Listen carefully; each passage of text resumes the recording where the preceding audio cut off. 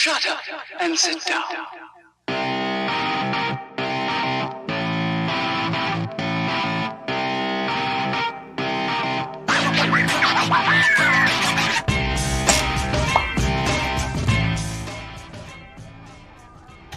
Time for another of the 2-hour races in this season of ChampCar iRacing Series 2022, and of course it's home to one of the ChampCar Endurance Series 24-hour races. We've got to go endurance racing here. It's Virginia International Raceway, challenging circuit, and just the cherry on top, simulating a 24-hour-ish race today using iRacing's 8 times weather and sun acceleration. Our drivers are going to start in the daytime, race through the night, and finish up in the light once again in this upcoming 2-hour race. Again, round 10 of our championship for this year, with some great prizes on the offering as well.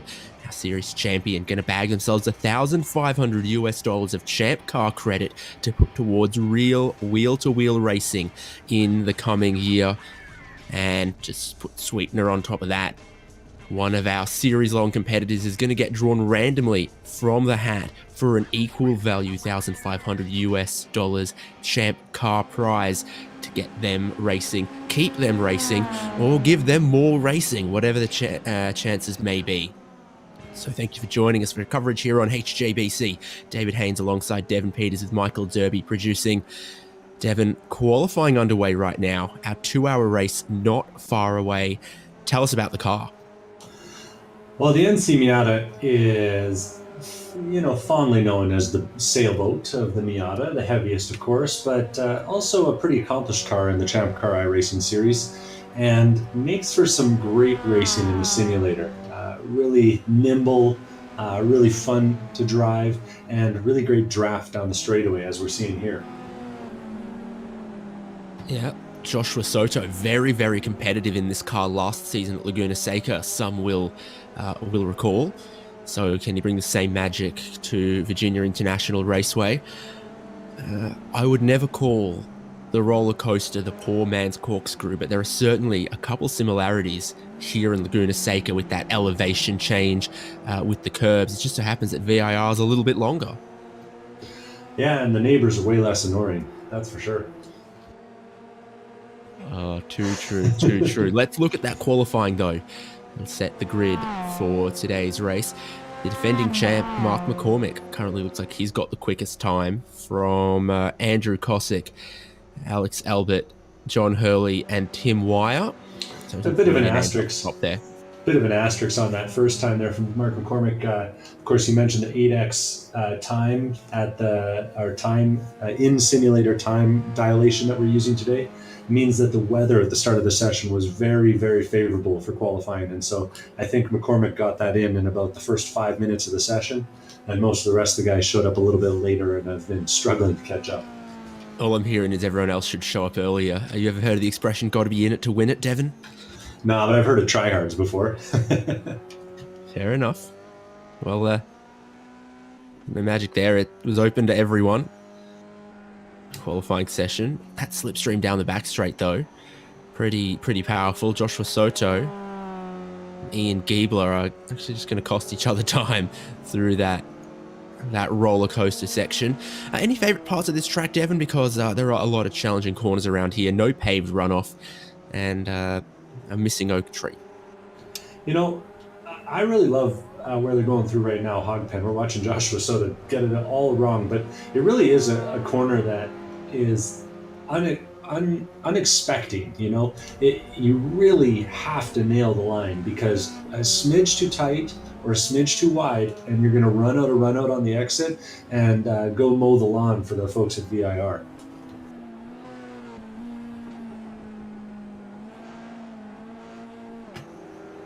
Very much so. Well, a minute left on the clock in this qualifying session means that these are going to be the last laps for everyone.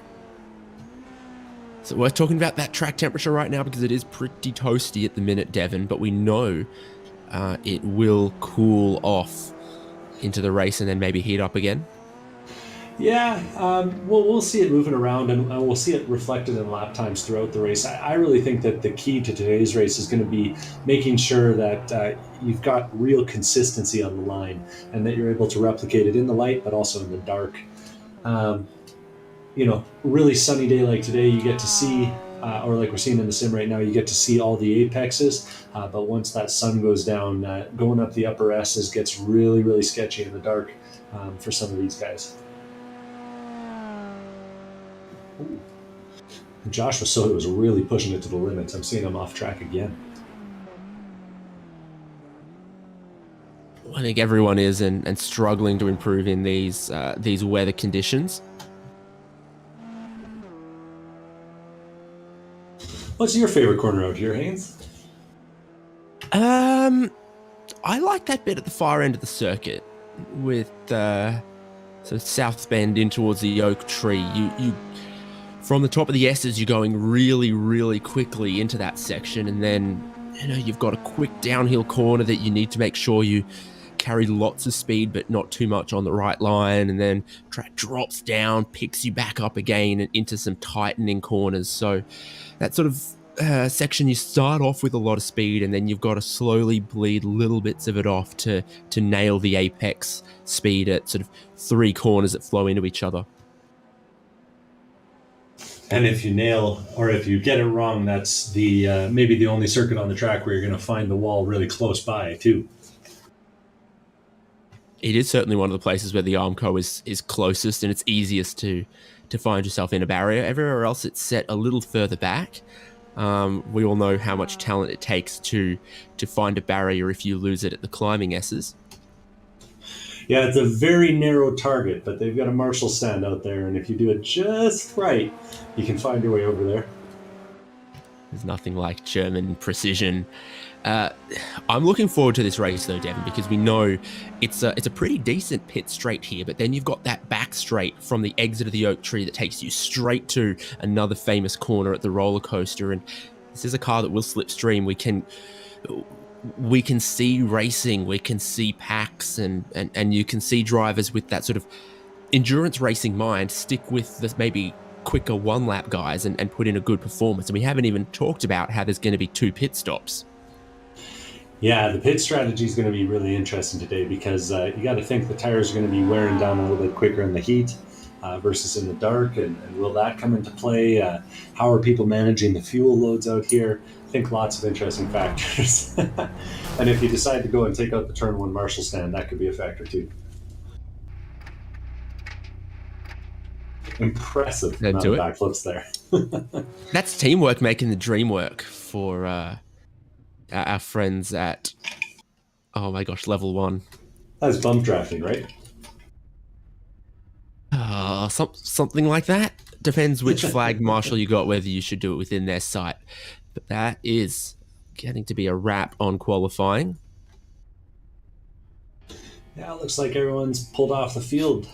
You want to give us the full rundown? Love to, when I pull up the correct window. Let's look at our grid then. Mark McCormick making the most of the conditions when the sun is shining or not. Make hay or don't. He's got that pole position, sharing the front row for the rolling start with Andrew Kowalczyk. Then the next row is Alex Albert and John Hurley, winners of the ChampCar Endurance Series. Daytona 14 hour earlier in the year, I guess. So look out for them. Now that I've polished their ego, we can move through the rest of the field to Tim Wire and Justin Hall. Our row number 3, Ian Giebler was trying to pick up some slipstream in that qualifying session. Don't know if he managed to quite nail any of those laps, but he's still going to start out as 7th with Jordan Butler alongside in the top 10. Sean Saputra, love racing, and a winner at CMP, if I recall, or at least on the podium there in class. So he's been getting his racing in lately. He's got Shane Cameron alongside. Man, he's hoping to get some more racing in the coming season. Then we've got Patrick Pursley and John Wilding. Jared Kubert, Joshua Soto starting out of 14th. Doesn't match the pace that I think we've seen from him in this car before, so maybe one to come up through the field a little. Darren McNeil Jr. and Joshua Lucas, 15th and 16th. It's going to be row number 8 there. Aaron Thorpe and Mark Kruger on the next one. Scott Grinnell and Jonathan Patterson for our top 20. The field goes on because for the 2022 ChampCar iRacing Series Round 10 at VIR, we've got 25 cars, and Andre Jamison, Antonio Alvarez with a qualifying time there. Yeah. 22nd, his first ChampCar iRacing Series race. And then Ben Sandberg, Donovan Bort, and Charles Kowalczyk. Well, and shout out to him for joining us. It might be the first Club Hispano-America driver that we've seen on the grid. You made me think about it. It feels like we've had too many drivers over too many seasons for that to be the case, but Yeah. you never know.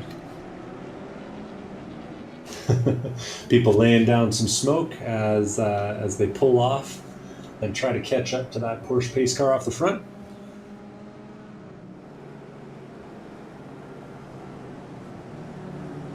Now, what mighty pace car have we got this round? I feel like it's always the Porsche 911. We gotta get that truck. Got to get that truck pace car. That's a little more champ car, if you ask me. My vote's for the Pro 2. I think your options are Mustang, Porsche, truck, or sedan. Oh yes, the nebulous sedan. Store brand sedan with no badging on it. So again, a reminder that for this 2-hour race, 2 pit stops, and we've accelerated the Earth's spin around its axis to 8 times its regular velocity, or rotational speed. That means we're starting in a mid-late afternoon. We expect to see a sunset, and then about an hour later, get a sunrise and finish at a sort of midday, mid-morning kind of thing. That means there's going to be some pretty severe fluctuations in the track temperature, in the weather. Of course, the weather's going to change if you accelerate the Earth's spin by 8 times. Yeah, for those looking to keep track with their watches, it's about 5:30 on the nose in sim time right now. We got a few drivers that'll be thinking big picture as well as we get into the second half of the season here. We've got Alex Albert and Mark McCormick. Mark McCormick first in the points and leading us today. Alex in third. We got John Wilding gridded up in 12th place today. He's 3rd overall in the points. Ian Giebler grid 7th place and 4th overall in the points. And then John Hurley and Justin Hall.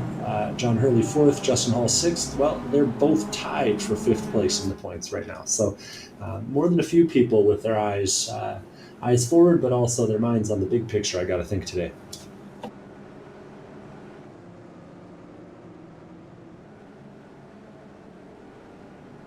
Did Charles Kowalczyk make the grid? He did indeed. I think that gives us 25 drivers.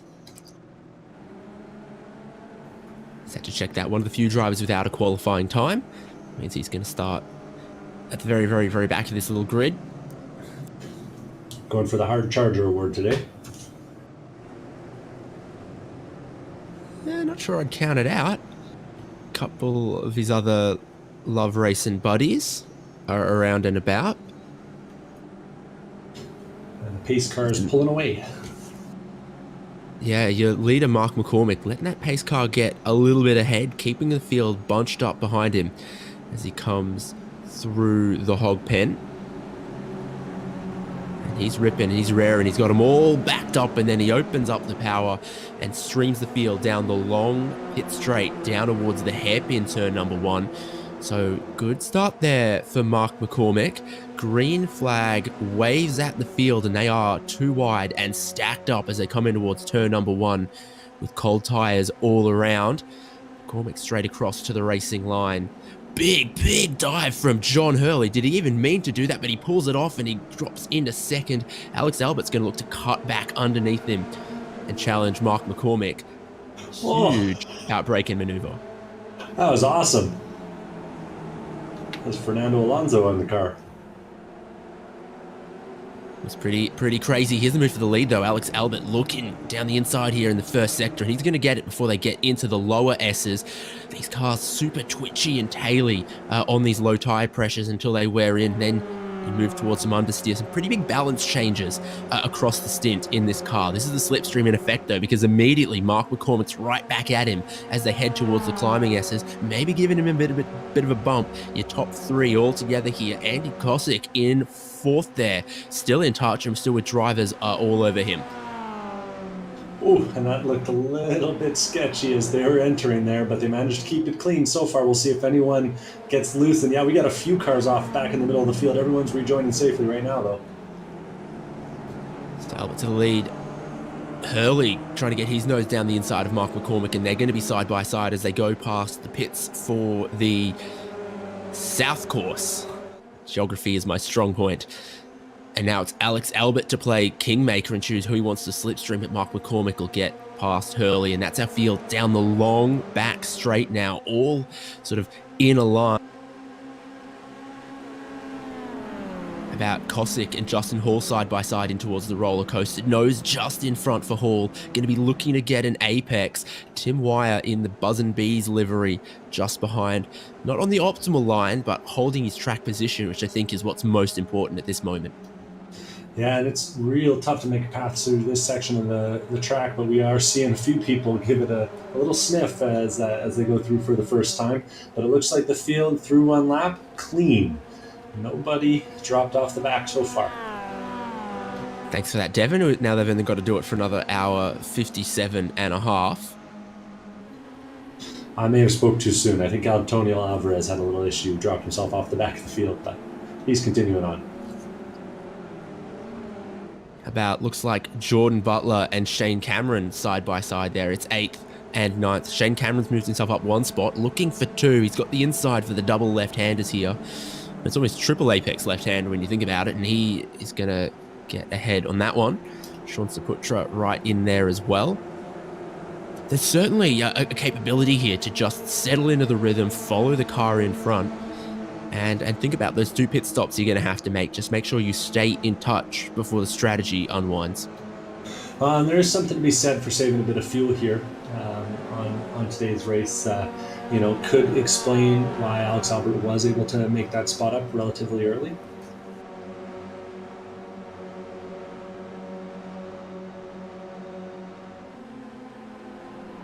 Possibility. Very close times on the timing sheet at the moment. So 3/10, 4/10. Albert gets in super hot into that oak tree. Mark McCormick keeps all 4 on the paved stuff. Tries to just set up that good exit. And he's right in the toe, looking at the leader. Where'd Hurley go? Andrew Kowalczyk having some issues there that time through South Bend. Put all 4 tires off in the grass, and he's lost a few spots in the exchange here. Down 7 now since the start as he let Sean Saputra and Jordan Butler by. He's going to be fighting off Patrick Pursley and John Wilding too if he's not careful.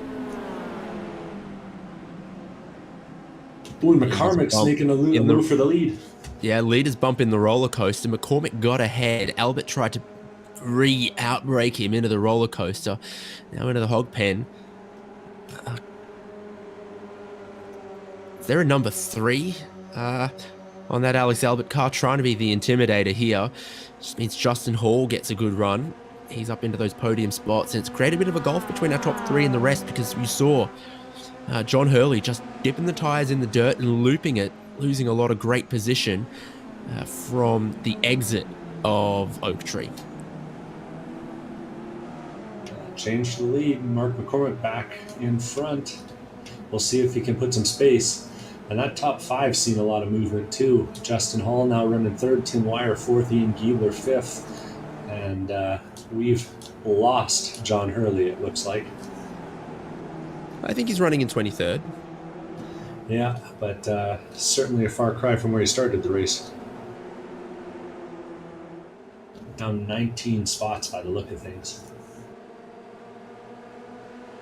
How about this drive from Tim Wire at the moment, though? Because there was a gap there, slipstream almost broken between that top 3 and this great rest of the pack in the top 10 that covers all the way down to 12th, really.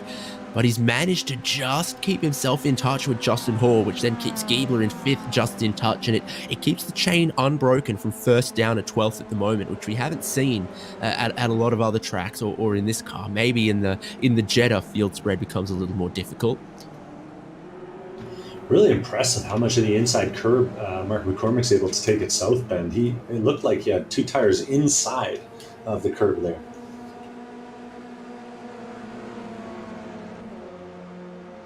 Maybe we'll see some guys employing some of that tire cooling strategy we saw on the 24 recently on iRacing. Gosh, I hope not. So one of the drivers, we said, not the qualifying we would have expected, a really strong racer in this car. Joshua Soto's looking for a move. He's trying to get past John Wilding. Wilding might know Soto's pedigree. Oh, almost trying to get out of his way. The two of them collide and he taps the door, sends Soto around.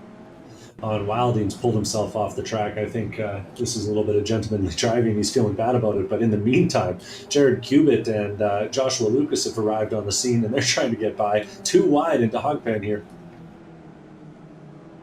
Oh, and that never ends well. Joshua Lucas gets bumped by Darren McNeil there. A lot of chaos down in the pack now. Saw that one coming a little bit. Meanwhile, at the front of the field, Alex Albert's put a move on Mark McCormick, and he's got around the outside. Justin Hall's looking to make his move, too. Yeah, nose to the rear bumper, not quite enough for Justin Hall. Lead swapped a handful of times here so far, and as they battle like this, it is keeping Wire and Giebler and Shane Cameron in touch.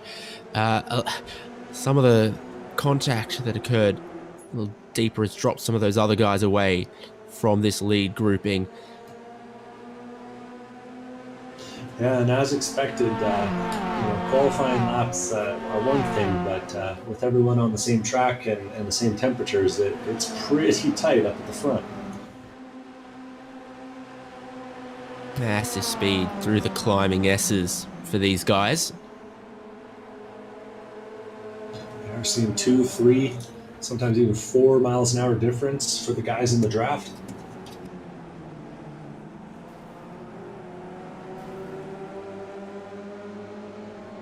Whoa, Shane Cameron elbows out here, trying to muscle his way between Tim Wire and Ian Giebler. He's going to do it. They rub, keep it forward. No. They touch. Wire just grabs the wall that protects the pit lane back there. Oh, no. Oh, man, and that was a shame. I think that move might have worked in the real world, but the cars being that close together, I think Wire got a little unstable and then kind of hooked his way over into what looked like Ian Giebler's car. And we got another one off at the front. That's Justin Hall going all 4 tires off at the roller coaster. And again, on the exit, It's lost out to Shane Cameron, who muscled his way forward up into a podium spot now. Ian Giebler's still running. Sean Supporter and Jordan Butler in touch. on the track, really hitting the peak temperatures, nearly 90 degrees on the track right now. And I think guys are really starting to feel the change in balance underneath them as these tires get a little bit hotter. So Ian Giebler pits, he, rubbed some of those fenders off of the oak tree there.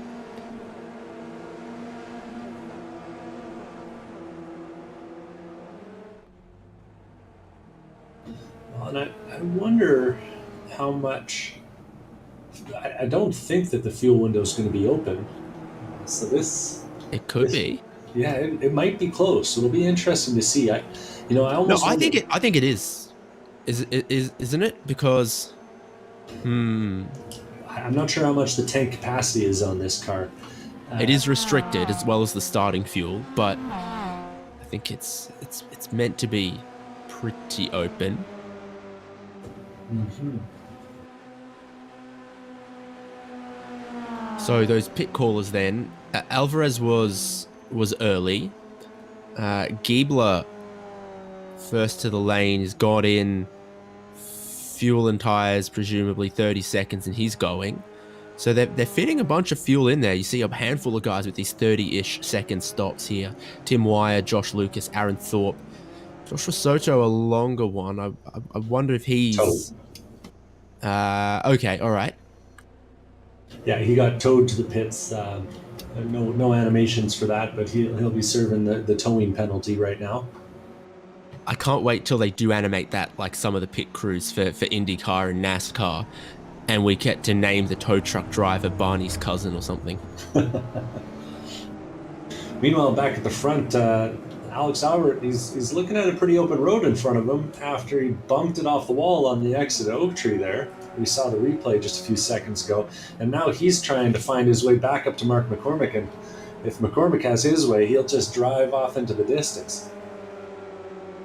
That corner's really proven to be a bit of an Achilles heel for Alex.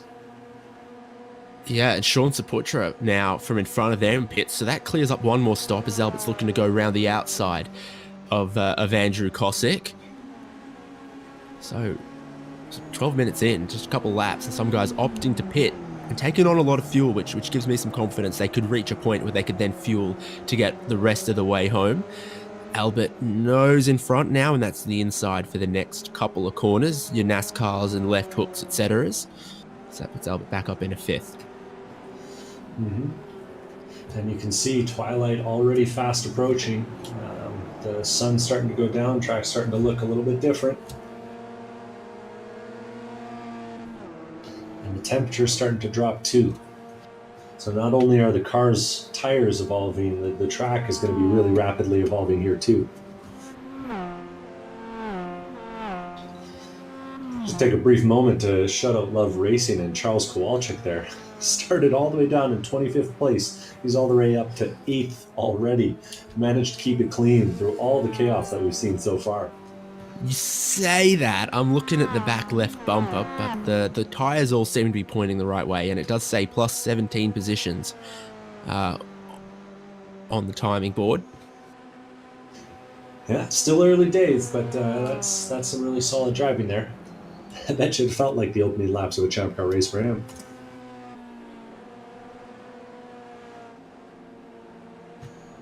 I bet.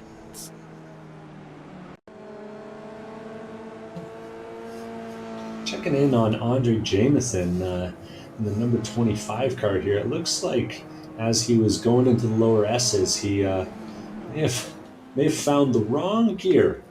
I've done the old money shift. Yeah, the old 3 to 2. I came real close through that section in the HJ car one time. Luckily, managed not to hurt it. Fortunately, Andre hasn't gotten that lucky here. But he's doing a good job keeping it off the line as he limps back to the pit lane. Hopefully it doesn't let go on him. Oh, Devin! Come on, man. Come on. I don't think I could have cursed that any more effectively. The car blew up a millisecond after I said that. I'm in shock right now. Why would you do that to the guy? I'm sorry. I tend to have that effect on things. My timing chain on my daily went just last week. You're actually just the worst. Hey, I got an hour 45 minutes to go. You drivers, you start sending me messages and I'll start calling people out.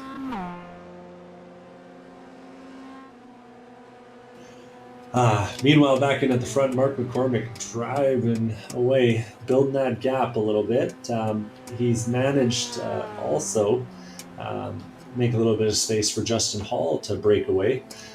But behind him, there's a little battle pack. We've got Jordan Butler, Shane Cameron, Alex Albert, and Alex Albert getting up alongside Shane Cameron here. Backs out. Now, Albert got loose there across the top of the crest, and it's Cameron looking to pick him off. Cameron in the red rims. Yes, getting the team cars backwards there. And Andrew Kowalczyk is just on the back of them there as they work their way through the oak tree now onto this back straight. Albert looking. Yeah, and then that gives Cameron all the options. He's still in the slipstream closing up, and we've seen him go through back out kind of guy. Maybe he shouldn't, but we've seen him do it. Ooh. Oh, it's sketchy around the outside there. Holds it, but doesn't hold the spot. He was looking to go 2-for-1 combo on Jordan Butler, and it didn't work around the outside there. You're a very, very brave man to look around the outside of that corner. Absolutely. As they come past the pit lane, they see Andre Jameson and Donovan Bort. Jameson, of course, suffering from an expired motor that no one could have predicted. And Donovan Bort looking like he's doing a scheduled stop, though he might have had a toe in as well. Albert off at turn 1. That grass has been very, very punishing to him. Just sends it in too deep, and once you're that far out, you're onto the grass where there is no grip. And it takes a lot of effort to get back on the track, as you see Kowalczyk and Pursley get on by him. I'm just watching Alex. He keeps using runoff where there's runoff in real life, but there's no runoff in the simulator just yet. What's at turn 1?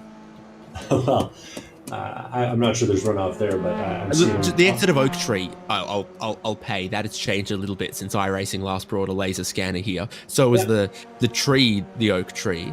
And everywhere else there. On NASCAR there on the exit, there's an extra lane and a half. Yep. So anyway, but seeing him put a not the entry of Oak Tree and not turn 1. That's for sure. Definitely not South Bend. Mm-hmm. Either way, he finds himself back behind that battle pack he just fought his way through.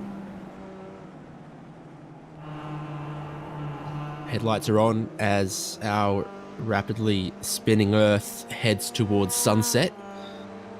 Track temps have dropped from, they would have been, I'm doing these numbers as a rough calculation in my head, 115 to, what are we, closer to in the 80s?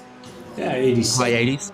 87 degrees now on the track, so a few degrees down, and air temperature starting to drop as well. So we can expect things to get a little chilly here overnight.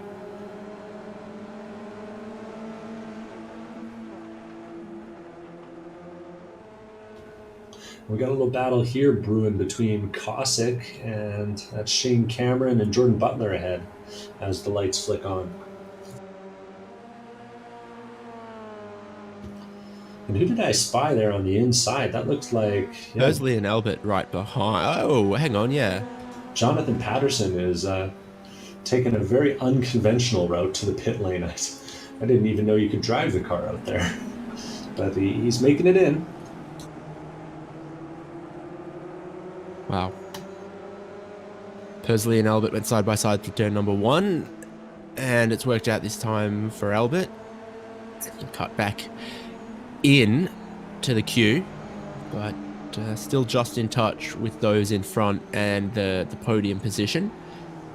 Keep an eye though, for example, on what the gap is between Jordan Butler here and Sean Saputra, currently in 13th, one of the highest placed drivers to have made a stop there. Do you see a pit stop time for Saputra? I've got 20 and a half seconds stopped. Yeah, okay. So that seems a little bit short. It does. That's why I had to check. But that could be a splash of fuel only number and not a fuel and tires number.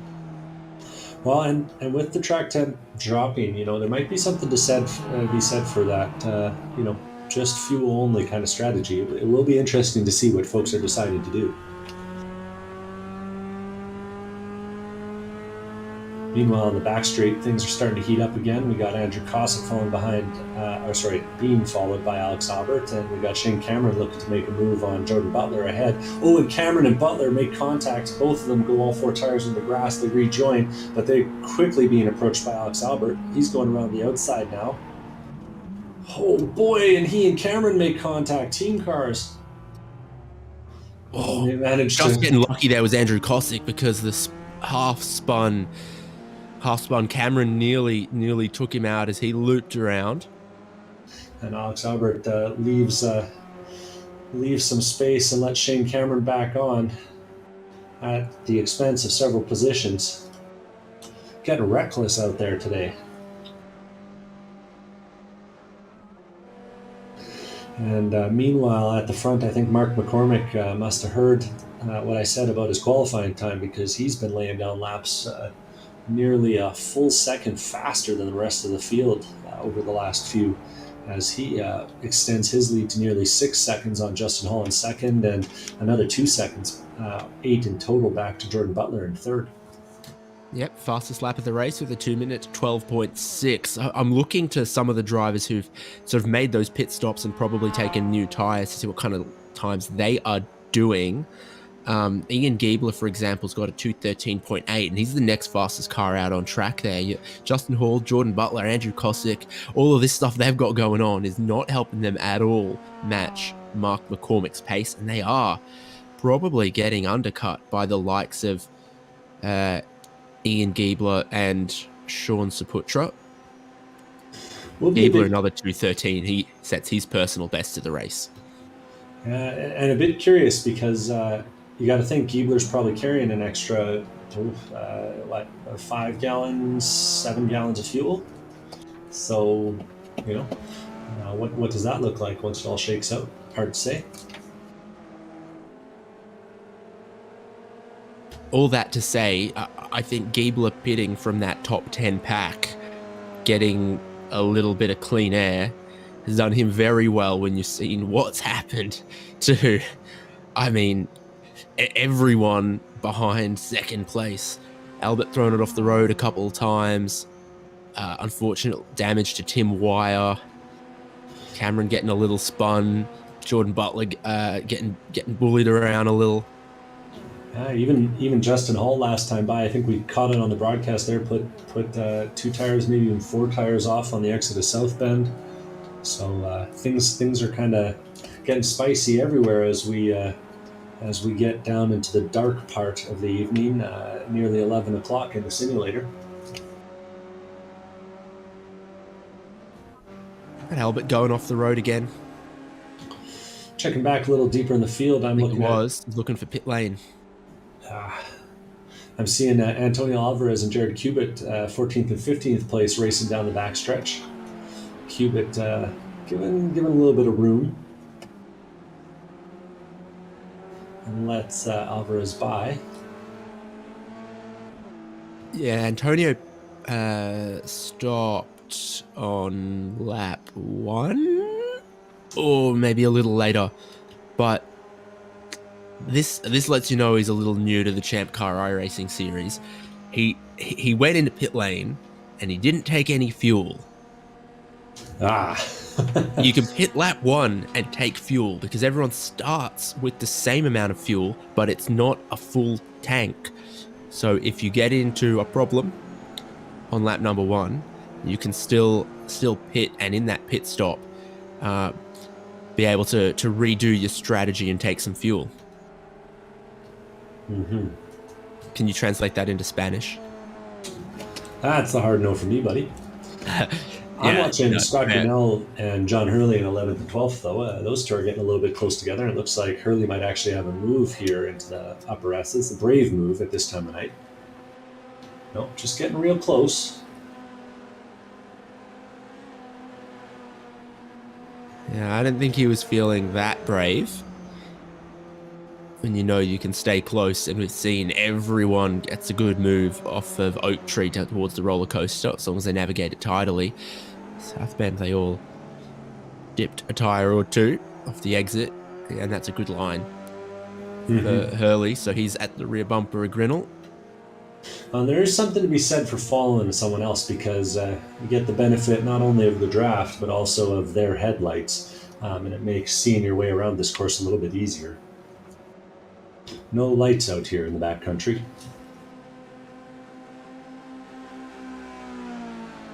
It's hardly running water.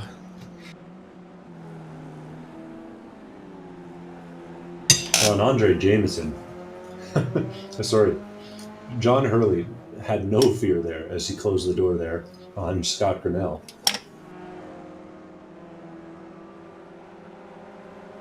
And Charles Kowalczyk dives into the pit lane just ahead of them. Yeah, ran it off the track at the exit of Hog Pit and decided, you know what? Pit entry's right there, and that's fair enough. So he finds his pit stall. I think he might have left one of his fast repairs for later, but he's certainly going some tyres and as much fuel as they'll put in there. Oh yeah, I saw the left side, now I see the right side. So we'll see what kind of time someone like Kowalczyk can do. Yeah, and someone who's shown a bit of pace and a lot of consistency. And like we were saying at the start, I was saying at the start, got to be consistent to win one like this. Back inside the top 10, I'm watching Mark Kruger and John Wilding battling over 8th and 9th place. Kruger, as they exit the lower S's, leaves some room up the inside for John Wilding. It looks like Wilding might be taking them too wide into the upper S's. We'll see if this bravery makes it all the way to the apex. Sure enough, it does. Oof. And discretion, the better part of valor there for Mark, I think. Still Yeah, an that hour shouldn't and a half work. race.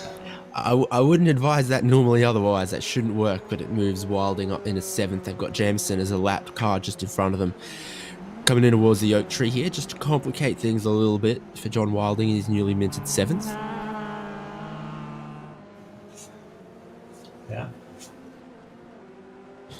Anyone who saw the ChampCar Endurance Series Sebring 7s last month, that's a very, very accurately recreated level 1 racing paint scheme for this Miata, copied across from their Fastback NA. iRacing needs to give use the roof option. Oh boy. Oh, Wilding. Gets it a little bit wrong. Really easy to do on the way into roller coaster there because there is so much time to gain at the top of the hill, but you missed that braking point by just a few feet and off you go. Well, anyone who watched the Sebring 7s will know that that kind of a line through turn 1 was familiar to them as well. Meanwhile, One of the better saves. One of the better saves. Meanwhile, John Hurley has seen an opportunity and is making a move on Mark Kruger up the inside as they head down into turn 1. We'll see who's braver. Can't give it either way, but Hurley's got the line. And he's going to hold it on the exit by the looks of things.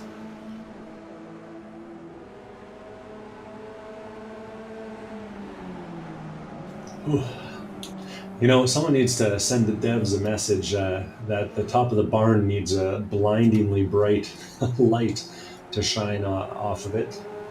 Really good apex marker there. Where the refreshment stand is. Mm-hmm. Next to the pro shop. Mm-hmm. I want some backlight out the hotel rooms too. Hurley makes another move, this time on the lapper, Andre Jameson. This goes through the upper S's, and Jameson has to lift a bit, which puts him back into the clutches of Kruger. See if Kruger decides to make a move. Not until after South Bend, at least. And John Wilding right back on the bumper.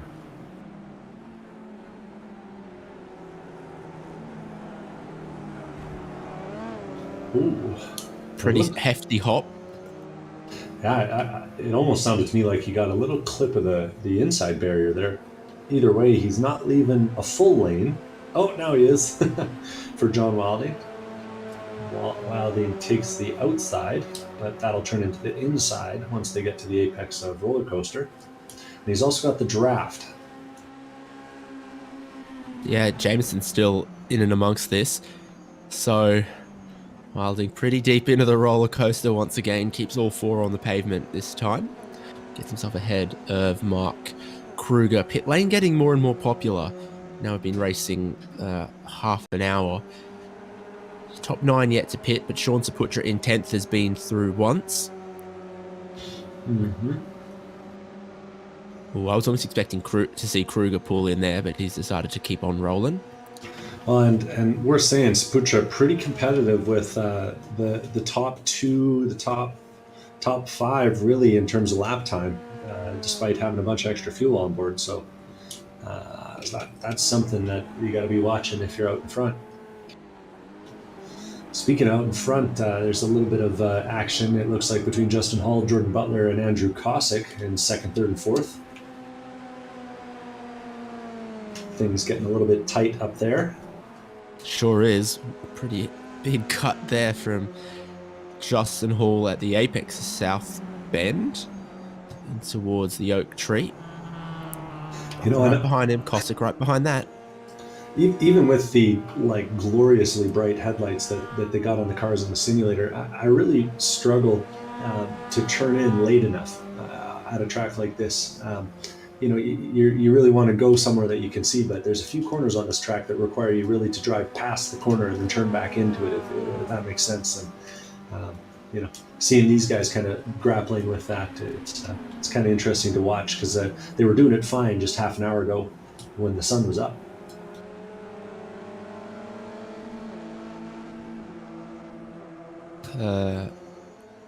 Someone just done something.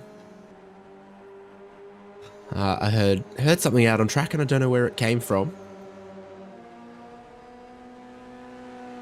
I'm not too sure. Something but to do with Josh Lucas? Well, something's happening. Justin Hall and Jordan Butler have just hit the pit lane and let that looks like Andrew Kowalczyk fly on by to take second place. So the two of them have decided it's time for a pit stop. And we'll see what kind of fuel and tires they decide to do there. In the meantime, Antonio Alvarez and Ian Giebler are battling away on the back straight in 11th and 12th place. It looks like Giebler's going to put one up the inside into roller coaster. Oh, and it's tight through here. Giebler stays on the outside, but really times it well. He might be able to lock this down. Really quality driving for these two to keep it too wide through this section. Going to be even tougher through Hogpen, and Alvarez backs out. Gives Giebler the line, but Giebler gets it a little wrong, but he manages to hold it on track. Giebler's got more fuel, but he does also have the newer tires in this one as well. Mm-hmm. Giebler was one of those ones to watch from the early stop as well, but he's going to come out still a little bit behind Hall. Not much, though. But ahead of Jordan Butler. Remember, Yeah. Butler was in that second, third, fourth kind of thing. Yeah, Butler was stationary for a few seconds longer than Hall, but also critically, I think, a little bit slower on the entry. Oh, and Hall just goes straight off the track.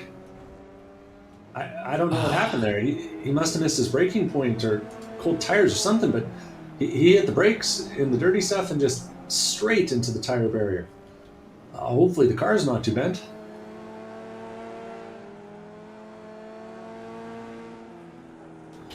He's made a big hit so much that it's bounced him off the tire wall, and yeah, I mean that's on your outlap with the cold tires, and he's either picked the wrong spot to brake or the outside of NASCAR there has a little bit of negative camber, and if you get into it and it's a little dirty, we got 30 minutes of racing already, and a lot of off-track excursions around that area. It's not the most surprising thing in the world to see someone slide off once they get it wrong, but a little bit surprising to see one of our leaders do it.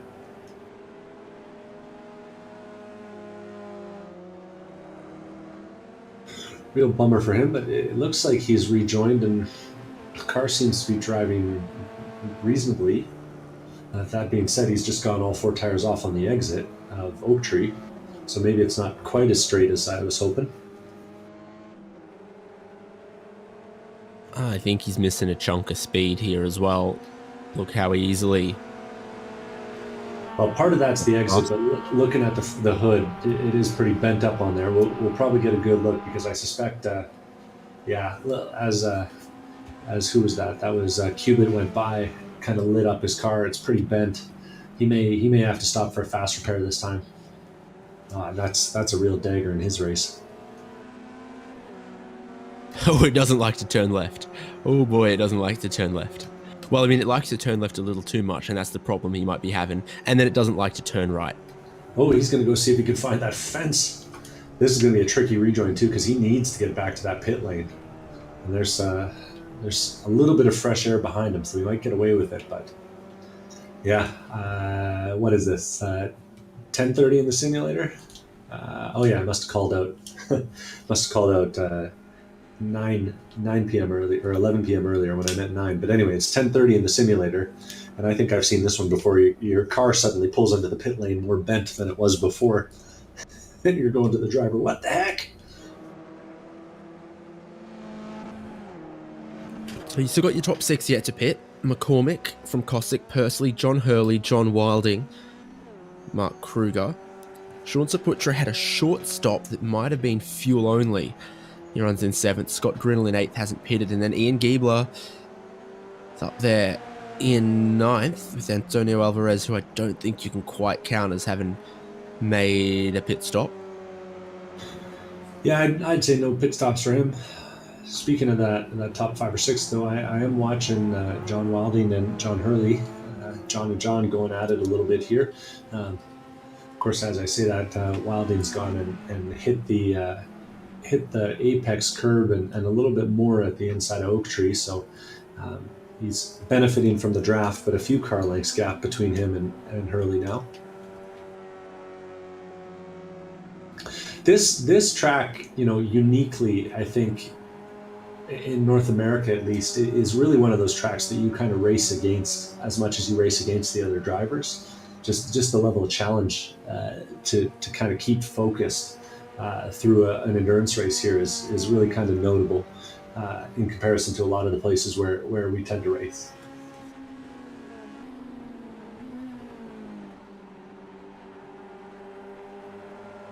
Despite Plenty would agree with you on that. I was going to say, despite the large runoff areas, there's a lot of places where a little bit of wrong can get you in a lot of trouble, or at least cost you a lot of time. Well, it's slippery grass, and there's a couple places that the grass angles down from the track towards where the barriers are, where Justin Hall went off is one of those. And the S's and Oak Tree is one of them as well. And, well, surface doesn't really angle down towards any barriers at roller coaster, but it does angle down. On I seem to recall the lower S's, that wall on the right hand side gets real close, and the track kind of runs, the runoff kind of runs towards that wall as well.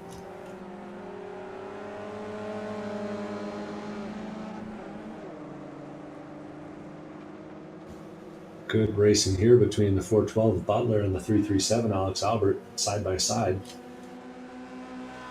Yeah, Albert was catching him and has gotten past.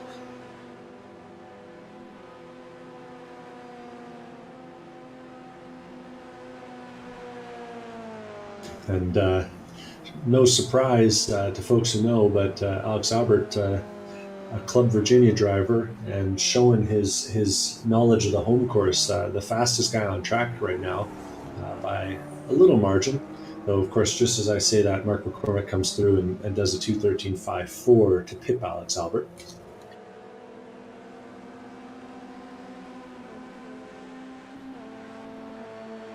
But knowing the home track is definitely an advantage in the simulator.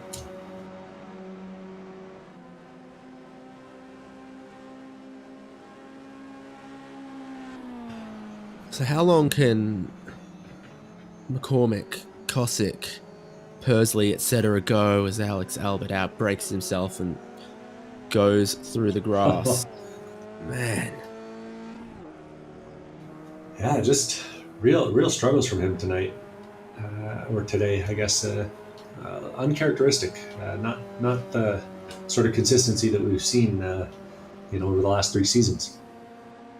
But I'm curious as well. There was definitely some drafting going on in the early phases, but I wouldn't say that any of them drafted particularly hard. And speaking of battling and drafting, I'm seeing Ian Giebler and Antonio Alvarez getting a little bit close together on track now. 9th and 10th place, those two. They're battling over. Well, Giebler got past, but just hasn't been able to shake him from my reading of this. Oh, and they've just gone past Mark Kruger, 7th place, who put himself in that wall. And just like I was talking about, that right-hand side of the track in the lower S is kind of angled towards the wall. Alex Albert had to take evasive action there as Kruger was controlling what looks to be a car with a broken toe link, I'd have to guess, with the way it's kind of flopping around down the straightaway. That's going to be a long limp back to the pit lane. Like Justin Hall, the impact was on the front right. And he is, He's doing the upper S's right now and just all over the track. That's sketchy for him. Misses South Bend. Yeah, definitely a creative interpretation of track limits there. But you do what you can.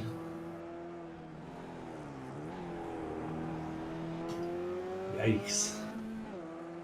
We'll see. Yeah, that front left tire wants to be in Virginia and the front right wants to be in North Carolina. It's not stopping him from doing nearly 100 miles an hour down the back straight, though. We'll see how this goes. I think it is. I think it is. Oh, he's taking the chicane down the back straight. That's for motorbikes and go-karts, buddy. Don't think that one's for you. Got a couple more bits of traffic coming by. Hopefully there's a yellow flag out. Jared Cubitt and Shane Cameron come by.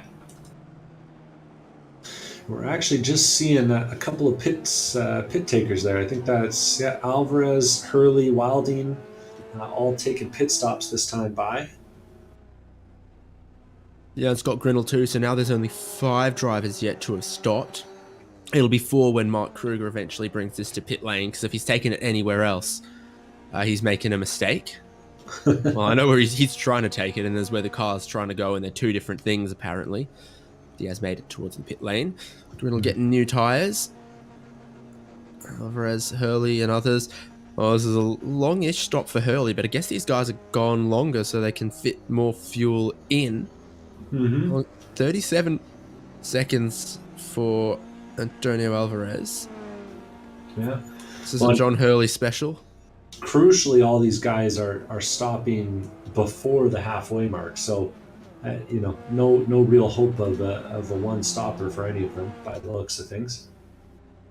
Are expecting 2 stops, of course, tonight.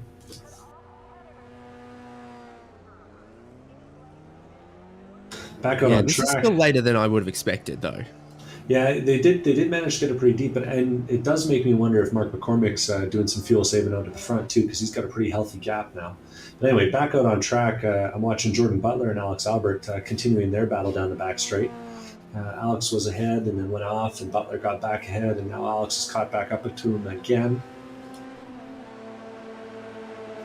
Alex does seem to have some pace, but it's hard to say how much of that is in the draft versus on the track.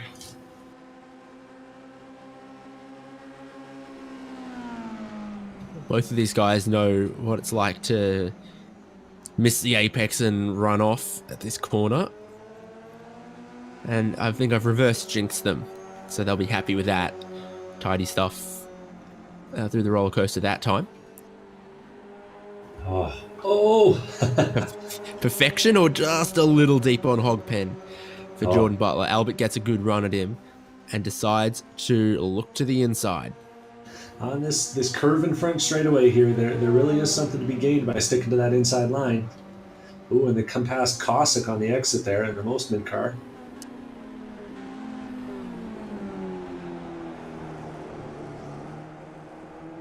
Yeah, it's the short side of the banana to be on the right hand side of that pit straight. On just to clarify, Kowalczyk there, that was his first pit stop, but pitting on lap 19, so he's gone about further than anyone, with the exception of Mark McCormick, our leader, who still has fuel in the tank somehow. I rate that for McCormick because he's rejoined right behind these guys. He's got significantly fresher tyres on. He's carrying a little more fuel, so his final pit stop ought to be a little shorter potentially. I think he's in a good position there as well. Kowalczyk, you mean? What did I say, Butler? McCormick, but that. Oh yeah, Kowalczyk, yeah.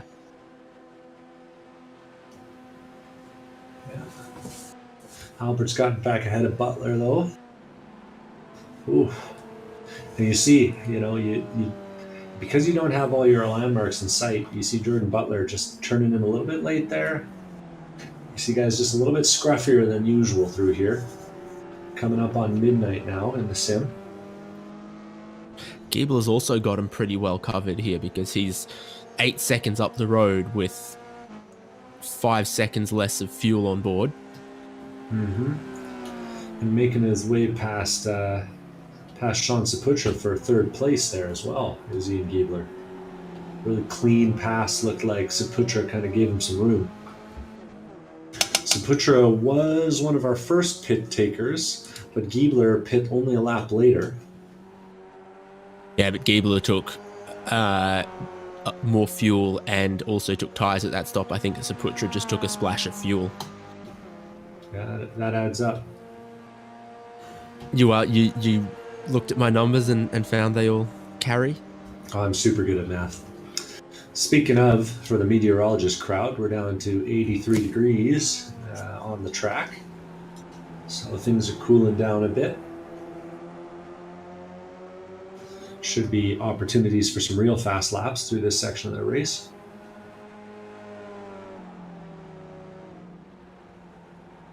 Giebler just kind of holding on. Oh my gosh. Of course, he knows tires off because I spoke about him. He's just following the modern racing line. Yeah, no shame in that. Cooling the tires. That's all that is. I don't even know what tires this car is on now, so good luck to anyone who tested that.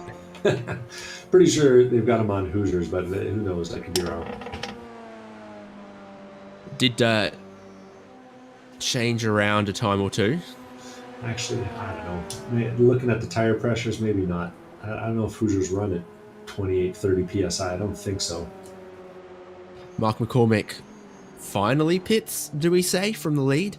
And I think he'll pretty comfortably hold on to that. Yeah, it will be interesting to see. I got to expect this is going to be a very long stop and presumably one with tires. Yeah, sure enough, left-hand side goes up, which means we're expecting 4 tires. Run it this deep in the race, it only makes sense because your last stop's probably going to be a splash.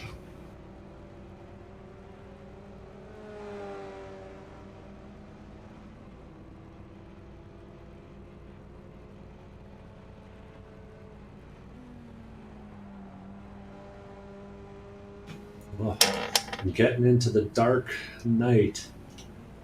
Things are starting to spread out. Giebler and Saputra are still running pretty close together. We got Alvarez and Thorpe battling a little further down the field, but otherwise, aside from the sound of cars running around the track, things are getting a little quieter. The stop still ongoing for Mark McCormick. The longest we've seen until this point was Hurley with 56 seconds. That's almost a whole minute for McCormick. So Giebler, Saputra are going to come on through. Alex Albert pass as well. Here comes Jordan Butler around the outside. And this is a 2-stop race, remember. Probably. Well, it definitely is for everyone but McCormick. We know that at the minute. So there's guys in front of him. They're in front of him at the moment. But they're either going to have to take one more stop than him, or they're going to need 20 seconds or so of more of fuel at a final stop. Look at the understeer on the new tyres here. That's Mark McCormick finding exactly what Justin Hall did. The balance of the car, old tyres versus new tyres, so different. Yeah, it's kind of wild. Just seeing how much they're struggling on the outlap here. That it's like tires are super cooling on the pit lane. Also, kind of interesting to note. I don't think the car started with a full tank. Maybe I'm wrong about that, but I wonder if Mark McCormick's eyeing up that one-stop strategy. Either way, he'll have a really short stop at the end with how long he was stationary. That's, there's very few people on track that have that much fuel on board. John Hurley in the ballpark, Patrick Pursley, Scott Grinnell. Yeah. But outside of that, that's a very long stop for him. And you got to wonder, this is a bit of a boat of a car, relatively speaking, but I'm kind of curious how much that weight's going to affect the lap times and the tire wear too. I also don't know if you've noticed this, but as he goes down the back straight and into roller coaster, braking points might be changing a little bit too, because the cars are going faster and faster down that back straightaway. in the heat of the day, they were running 117 miles an hour. They're running almost 125 down the back straight now. And that's without some of the draft that we saw at the start of the race. That's wild. Ian Giebler gets scored a lap in the lead, and I think he can keep going quite a bit further on this strat as well. Yeah, great news for him and his prospects. Fourth place in the points and just a couple off of the podium places. So really, really strong performance for him so far. And he did say he was going to make a bit of an effort. So I wonder if he's done some fuel math and some thinking about how he approached this race from the pit lane.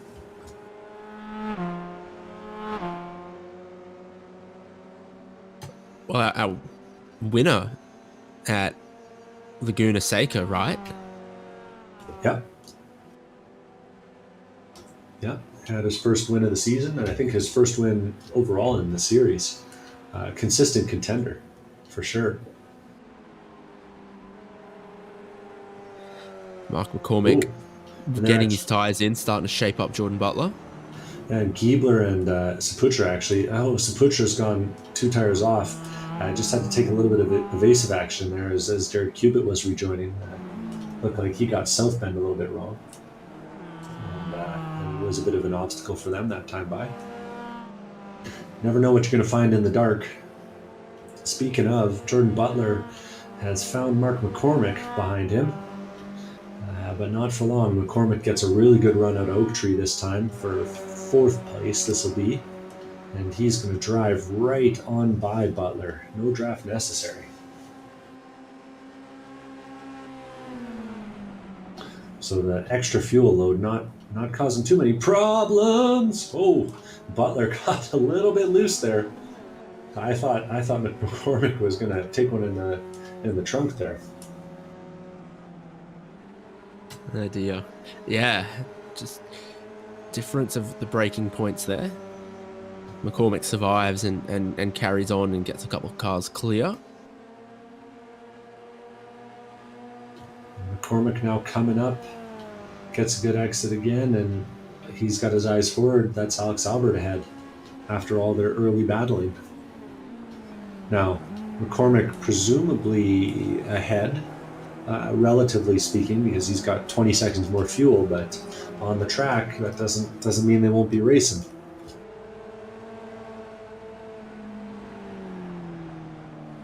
Yeah, that's going to be interesting. Oh, and Albert's gone all 4 tires off again, reverting back to those modern, what'd you call it, modern racing line? The one that assumes there's pavement on the runoff there? Yeah.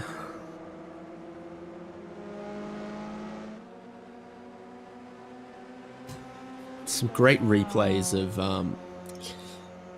some of the rallycross layouts, replays from the rallycross layouts, where they then added some extra barriers, but you can still play the replay of people driving before the barrier was there.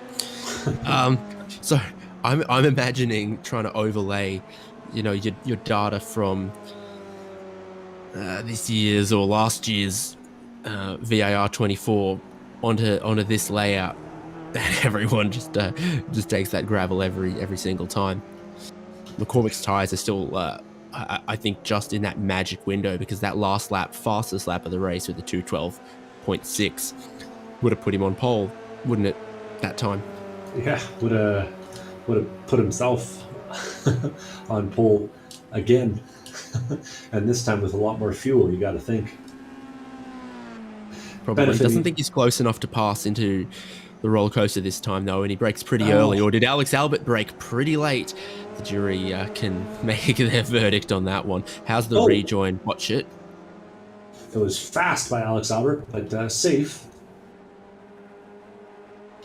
Alex just kind of pushing still. I think maybe used to his Miata that's got a little bit more aero than this one does.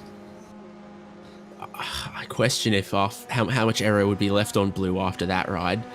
Gets Jordan Butler close, and those two could battle again. McCormick back up into third and only 7 seconds away from the lead, and he has almost a half a minute fuel advantage on Giebler, who's currently being scored in the lead. Well, and for those folks that were keeping an eye on our timing bar there, Sean Saputra, who was previously just battling with Ian Giebler for the lead, has also missed his breaking point in the roller coaster that time by, and lost about 6 seconds, it looks like, to Ian Giebler with that little accident. So he's fallen back now into this battle, and we've got a three-way battle for second place shaping up with Jordan Butler not far behind. Thank you for riding the roller coaster. Please keep your arms and legs within the track at all times. Here, here.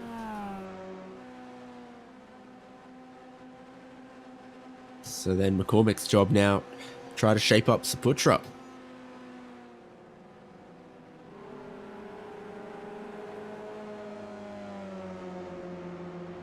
Again, Saputra, one of the earliest stoppers, and I don't think he took tyres, so he might have the oldest tyres of anyone out there at the moment. And trying to shape up Saputra, Albert's gotten a bit closer on to McCormick, so the three of them down the back straight. Snake in the right. Yeah, Saputra kind of leads them one side of the track to the other. And then McCormick has to make his decision, and Albert looking to follow through there. It will be interesting to see if Saputra decides to make room. Ooh, and it got tight there, but Saputra did get out of the way and leave a little bit of room. By God, that's Jordan Butler's music. He outbraked himself a little bit into there as well. Was trying to just tag onto the slipstream of these guys. Mm-hmm. This is, if you're Saputra, obviously you'd like to hold the spot, but it's not super surprising that you'd be struggling, given how old those tires are, and he will have the advantage, assuming he's taking tires at the next stop. You got to think he will have the advantage when the track's a little bit worse, a little bit hotter. I think that's probably how I would have played it if I could choose. Run the old tires in the night, and then run the new tires when it gets hot and greasy out.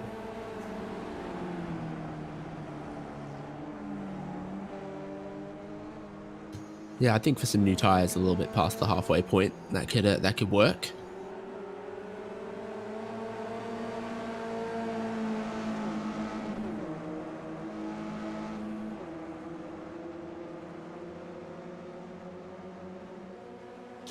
Mark McCormick, though, clears Saputra and begins to put a little bit of a gap between himself and Alex.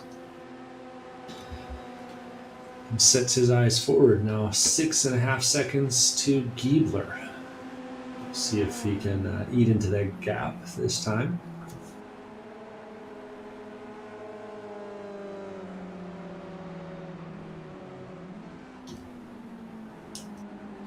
Really just, Alex Albert just rolling a little bit more speed all the way through every part of Oak Tree there. Got right up to the rear bumper, but then crucially, McCormick got a better run on the exit. And again, Saputra's hanging on to the draft.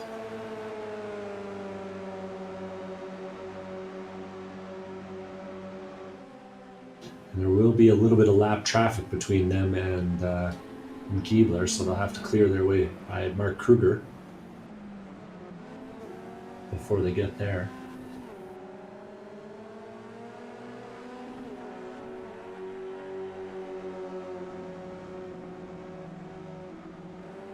They're nose to tail through Hogpen. Risky.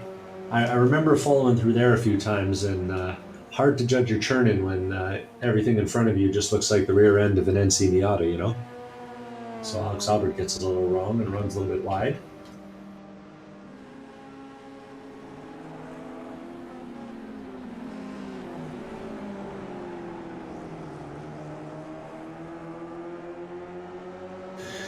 And now Sean Saputra's well and truly back in it, real up close. And we've actually seen Jordan Butler drop off the back of the pack and take his second pit stop of the race. So this presumably will be his last one as we crack 2 in the morning in the simulator.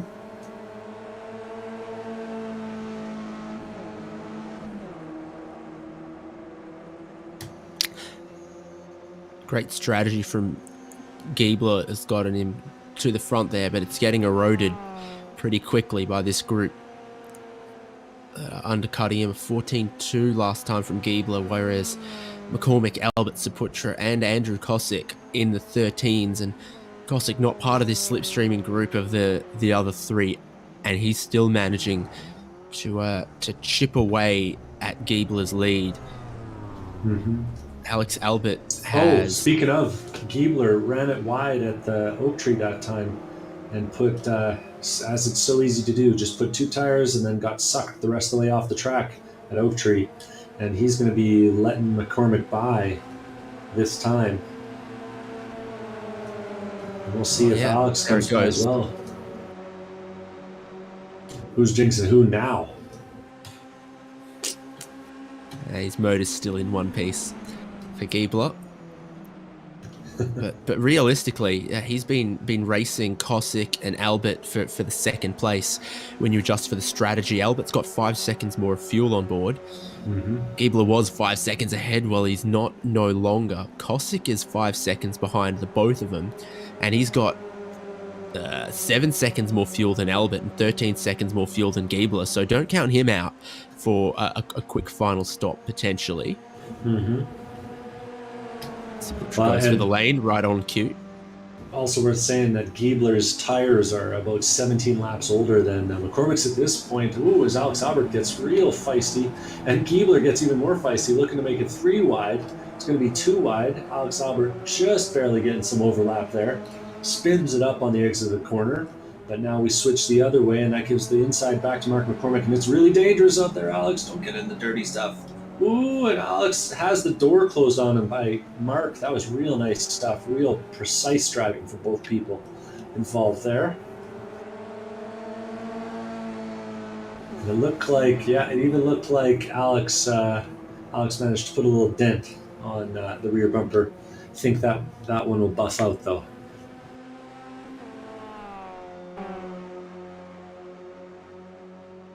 Yeah, really close up front again. Different guys on different strategies. Yeah, just seeing the overlap. All over each other. Yeah. They do have this lapper of Mark Kruger just behind them. I'm not sure if he'll be a factor, but he's sucking up on them.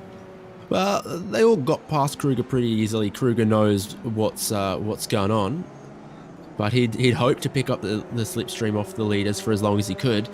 You would if you could. It's a nice place to be. Giebler far more cautious through the Oak Tree this time. That almost drops him on the slipstream from Mark McCormick and Alex Albert. They were still pretty close together. So, yeah, cautious, keeps it on the road, but loses touch of that draft. Well, and at this point, got to wonder if the tires are hurting more than they're helping. Sorry, the lack of tires is hurting more than it's helping. Yeah, Giebler pitted 23 laps ago. Eddie Kowalczyk closing him in for a podium position, be it second or third, pitted 8 laps ago. And taking the inside line there, that's Darren McNeil Jr. And not part of this race getting lapped, but he is racing Mark Kruger, who's just behind. So those two will be closing up shortly. Had a pretty interesting lead battle, but it's not the only battle going on the track. I'm seeing what looks like Aaron Thorpe and Justin Hall kind of closing up a little bit together. Though as I say that, seems to be the case this race. Justin Hall goes and gets a bad exit and drops back a bit. Though they go into roller coaster and things tighten up a little bit again. Hall brought it to the pit lane after just 1 lap on that previous stint, where he found out exactly how pushy the new tyres can be before you break him in. That cost him a bit. A solid 40 seconds on the pit lane for him, not to mention what he lost on either side. I think he would have lost a lot on that lap, limping it around. Yeah. But pretty good pace from him, actually outpacing the leaders the last time by.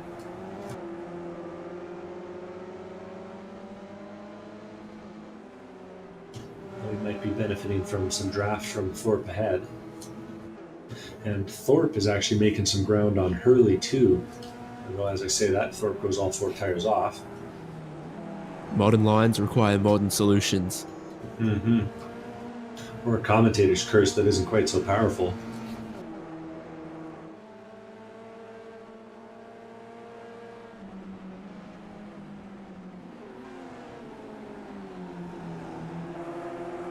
Just remember, if you see either of us at the track, it's I'm the good guy. Devon's the one you hate.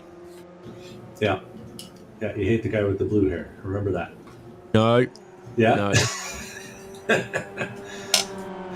Back with the lead now. I just saw Alex Albert take a little look up the inside of the corner there before Hogpen, but had to go back in line.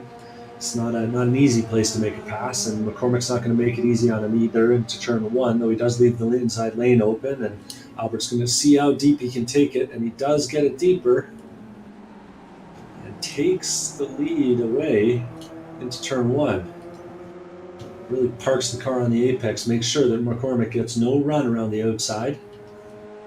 So, of course, lead on the track is not necessarily lead of the race, with McCormick having 20 extra seconds of fuel and Alex Albert taking modern lines, but, feels good. And good. I love how we've got a name for that now. I love how that's just what it's called now. Yeah.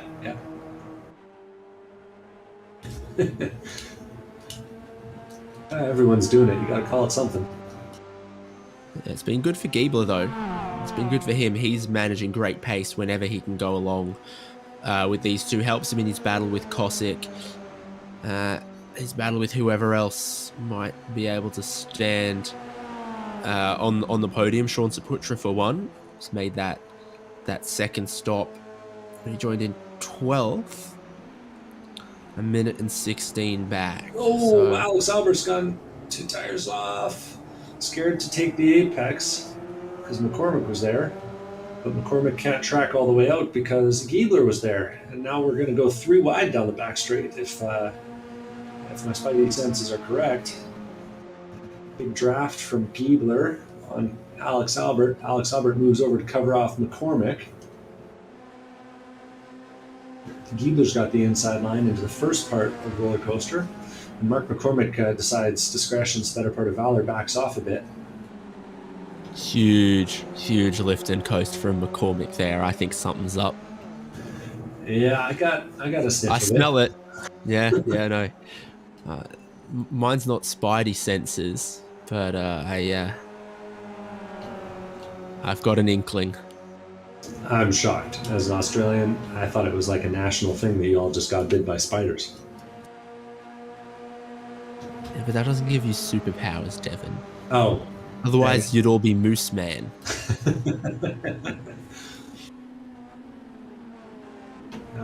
If I spot a radioactive moose, I'll send it your way. You do the same for me with your spiders? Yeah. Either way, Giebler has now taken the lead away from Alex Albert. Mark McCormick running 3rd. And Alex Albert continuing to insist that there is a curb out there. He just has to go even further to find it.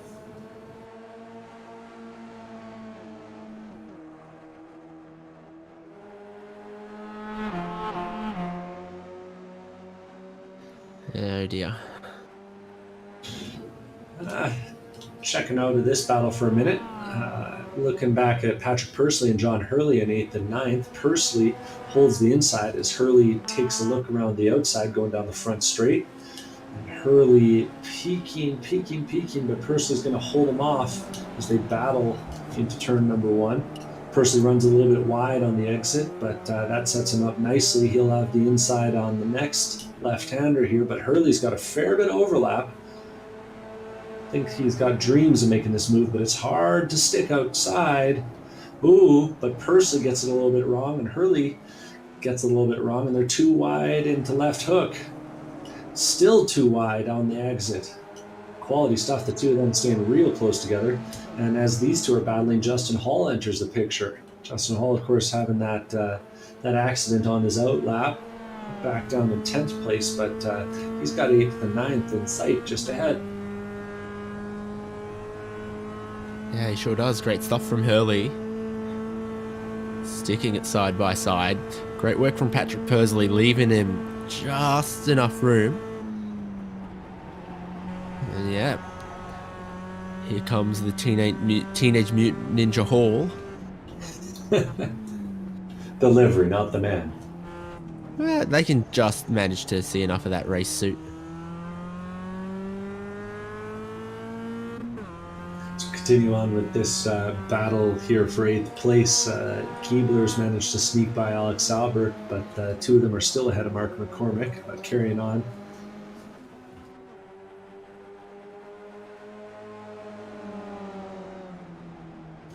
Two quality battles on track right now. 3 a.m. Devon. How long till sunrise? Oh, I'd give it about, let's say 2 hours. 2 hours on the nose, or what will that be? 8 times speed. I'm not so good at the math. Maybe 20 minutes? You're looking for 120 divided by 8. That's pretty complicated. Alexa, what's 120 divided by 8? We'll see 15, if anyone in the chat gets it for us. Yeah, something like that. I don't do field math. Meanwhile, I should have backed myself. It is 15 minutes. Yeah, I think you got that right. Anyway, things are getting spicy back in the front. Giebler has just slammed the door on Alex on the exit of South Bend, and the two of them are nose to tail into the back straight. Alex Albert's using modern lines again on the exit, looking for some asphalt where there is none, but the two of them are still real tight, close together, and Mark McCormick's still riding in behind him. I'm going to ride along in the cockpit this time, see if I can hear a lift and coast as we get down to the end of the roller coaster. And sure enough, picking it up at the 4. Are those number boards 100 feet apart? They're definitely in order. Give or take. Oh, so now suddenly you are good at numbers. Give me 1 to 5, I can handle them all day. But yeah, it definitely looks like Mark McCormick has decided that he's not losing enough time to justify making a move on these two that are battling hard ahead of him.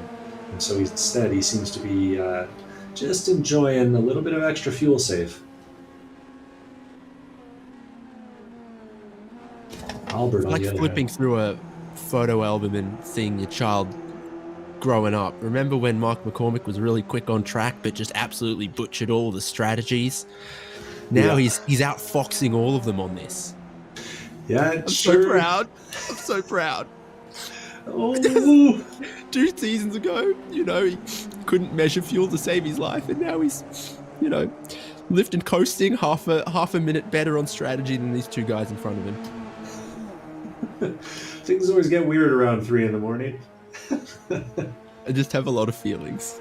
Alex Albert, though, is pushing like crazy. It looks like he really seems to think he's got more pace than Giebler ahead. He certainly needs to have some if he wants to make this fuel strategy work.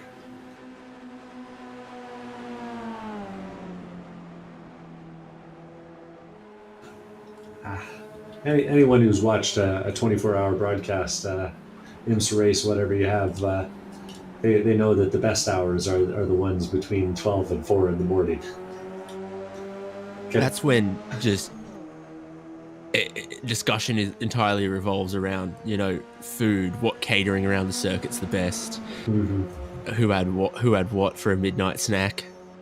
Yeah, who slept where, snuck a cup of coffee. Speaking of Alex Albert, getting our blood pressure going up the inside into roller coaster here. Ooh, and cleanly up the inside. No doubter, that one. Tidy indeed.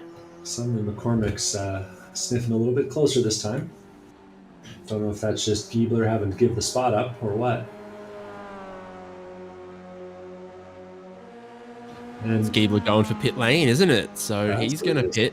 45 minutes to go. If you are putting new tyres on and you want to make the most of them, now's a decent time. Oh, no. Is that? Yes, it is. Andrew Kowalczyk running in fourth, got it all kinds of wrong on the back straight. He gets going and blows the motor. Oh, where is that he blows the motor? Looks like he did it in the lower S's. Or maybe even before that. Either way, that car's in bad shape. He's limping it around. Pro tip for the drivers that haven't spent as much time in the simulator: once your motor is cooked in iRacing, you get a limited amount of on throttle time to sort of limp it back to the pit. So don't go foot to the floor. Just kind of gently nurse your car around, and you can get all the way back to the pits like Andrew Kowalczyk has here.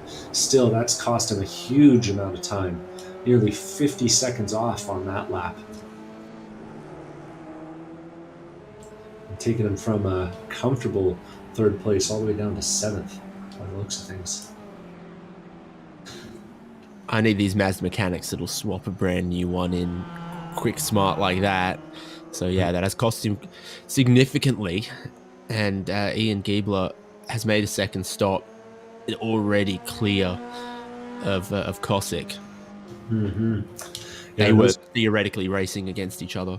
Yeah, those two are really battling each other up until the fateful moment. Speaking of battles, Justin Hall and Patrick Pursley were battling until that Teenage Mutant Ninja Driver man just went stuck it real wide on the lower S's. Maybe he was thinking about a visit to the hotel. Either way, he's gone way out in the dirt and lost himself a position to Hurley there.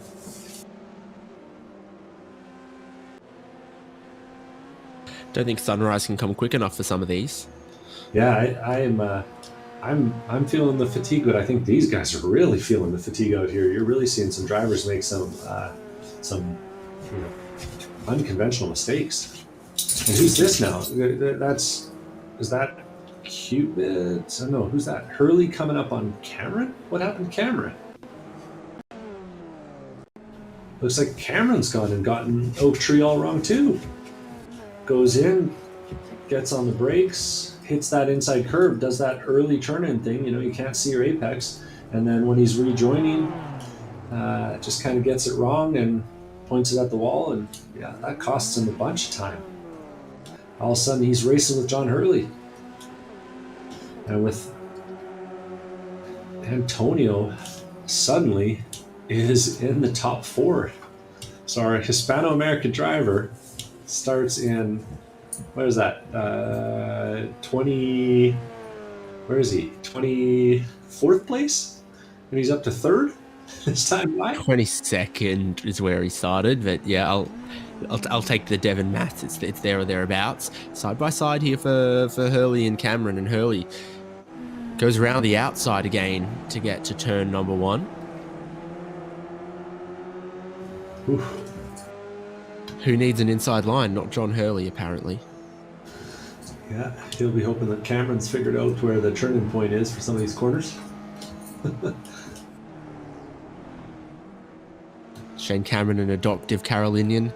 John Hurley, I think Carolinian through and through. Yeah, and Cameron famously, formerly a member of Team Village Idiots.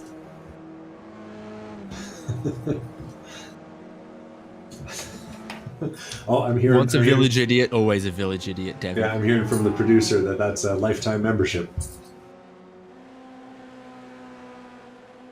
There's no expiry date on that card. For those wondering, Alex Albert's still holding off Mark McCormick at the front of the field. Of course, 20 seconds of fuel difference between the two of them, but I got to think that this is not ideal for McCormick's pace, though the fuel saving might be ideal. And yeah, once again, we see a big lift from McCormick, lifting at the 6. If there were a 7 board, he might even be lifting at the 7. Making fuel inside that Miata.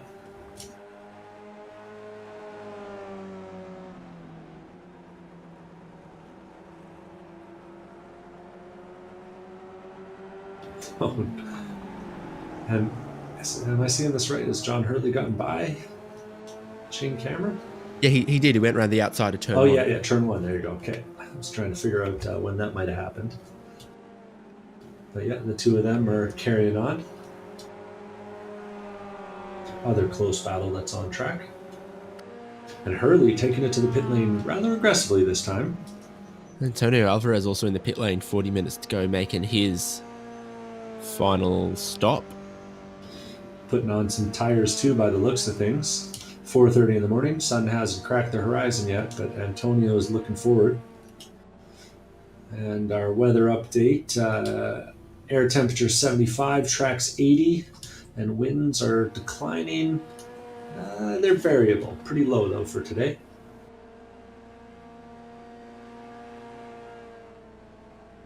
Alvarez taking on fuel. And looks like he is about to drop the clutch. Looking for that IMSA style burnout. No pit lane speed limiter in this car. No sequential shifter in this car. It's proper old school, unlike the updated ND Cup car. Mm-hmm. And Hurley has actually managed to overtake Alvarez in the pits there. It looks like he had to take a little bit less fuel. We'll see who's done the math right. Oh, and who gets the cold tires right as Hurley goes off and does that modern line on the exit of NASCAR. Kowalczyk gets it right. Alvarez on cold tires. We'll see if he makes it through. And he does.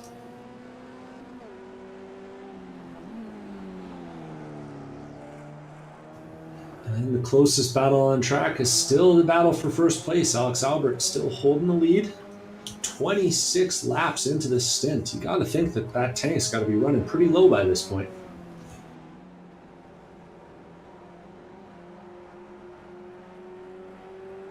Yeah, I think he's got forever left in that. It'd be interesting to see though. I'm not sure what the break even for the fuel load is. Fuel versus tires, but it'd be interesting to see if Alex Albert's got time for fresh tires at the end.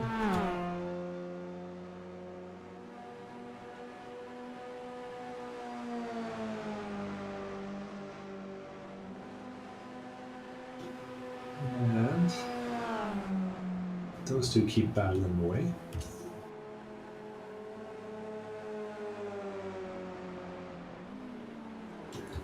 Here and seen a comment from fans. John Wilding looks like he just took a pit stop last time, 2 laps ago. That's put him back. I'm assuming, yeah, by the looks of things, that's probably his last pit stop. Had to take about 45 seconds of fuel, and that's slotted him back on track around 12th place, but with prospects to move up a bit. Given that a few of the top 5 have yet to take their final pit stops.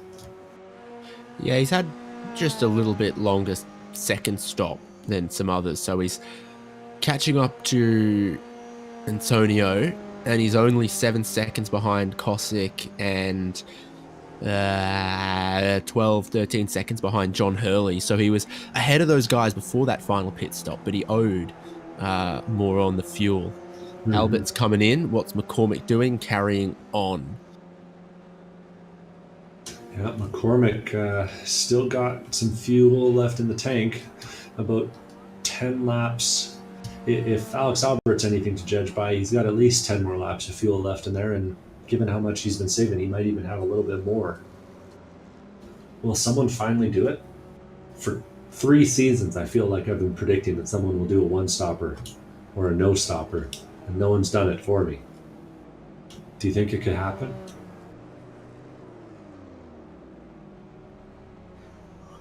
What's the cheesy saying? I was really just your hoping achievement's only limited by your imagination, Devin. I was just hoping you'd do you some can math dream for it, me. you can achieve it.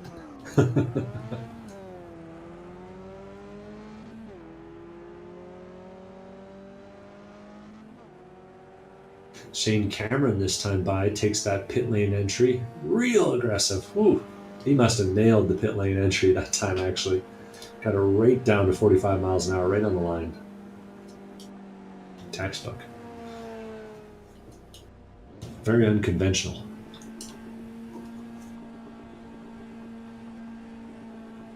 For Shane, that is. Okay. Shane's getting those tires too. Mm-hmm. By the looks of it. So how quickly can he change tires and get on going? I think he might be still taking fuel, but the car looked like it was down after 25 seconds or so. Yeah, Nah, if he gets held... No, okay, he's going now. So if he gets held another 40 seconds, we'll know he was speeding on pit lane. Yeah, no, he cut it real close, but I think he got it just right. He's rejoining, though, as Alvarez and Wilding are coming by. He nearly slammed the door in John Wilding's face, but realised Wilding was steaming up there on the racing line and just gets on through. This will be a tough lap for Cameron on those cold tyres, because he'll have to let those other two get away. If he tries to match their pace, he'll go straight off the circuit. Yeah, wisely, we see him getting on the brakes a little bit early, though. Who is this guy? Maybe they did a driver change. I don't know. But anyway, we'll see. This little group here ought to be a pretty good battle to the end of the race. All three have completed their final pit stops now. Two other drivers we haven't featured very much that are starting to get into a bit of a battle. Scott Grinnell and Charles Kowalczyk in 13th and 14th are close together. Kowalczyk, at one point, the hard charger in our race, was up nearly 18 spots, now only up 11 spots from his last on the grid starting position, but eyeing up another one.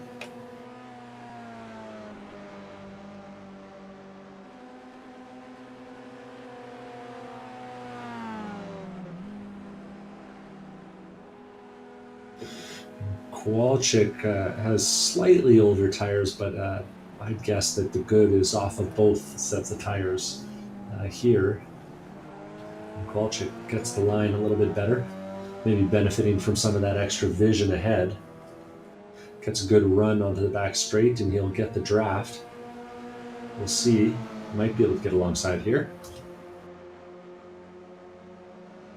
Steaming up, looking for the left-hand side of the circuit. It's the shorter line of the braking zone, but then becomes the outside for the roller coaster proper. So if you've got a good run, it's the place to be. Kowalczyk spot it right. A bit of a wobble, turns into the apex, and he's got it. Mm-hmm. And while these two were battling, I've noticed Justin Hall has taken his final pit stop, his fourth, of course, after that damage earlier on. Third, come on. Yeah, it was his fourth. No, it is not.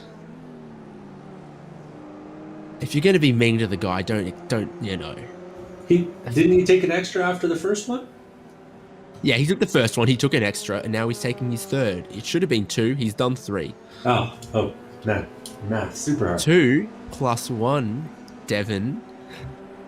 Are we counting? Anyway. Justin Hall, though, has popped out right in front of Antonio Alvarez and John Wilding, so he'll be a factor in this battle for the back half of the top 10 by looks of things. Alvarez on the warm tires might have the advantage here through the first half of this lap. You've got to be sure Justin's especially cautious after what happened. Mm-hmm. Hope so. South Bend. They all get a little bit of a lean.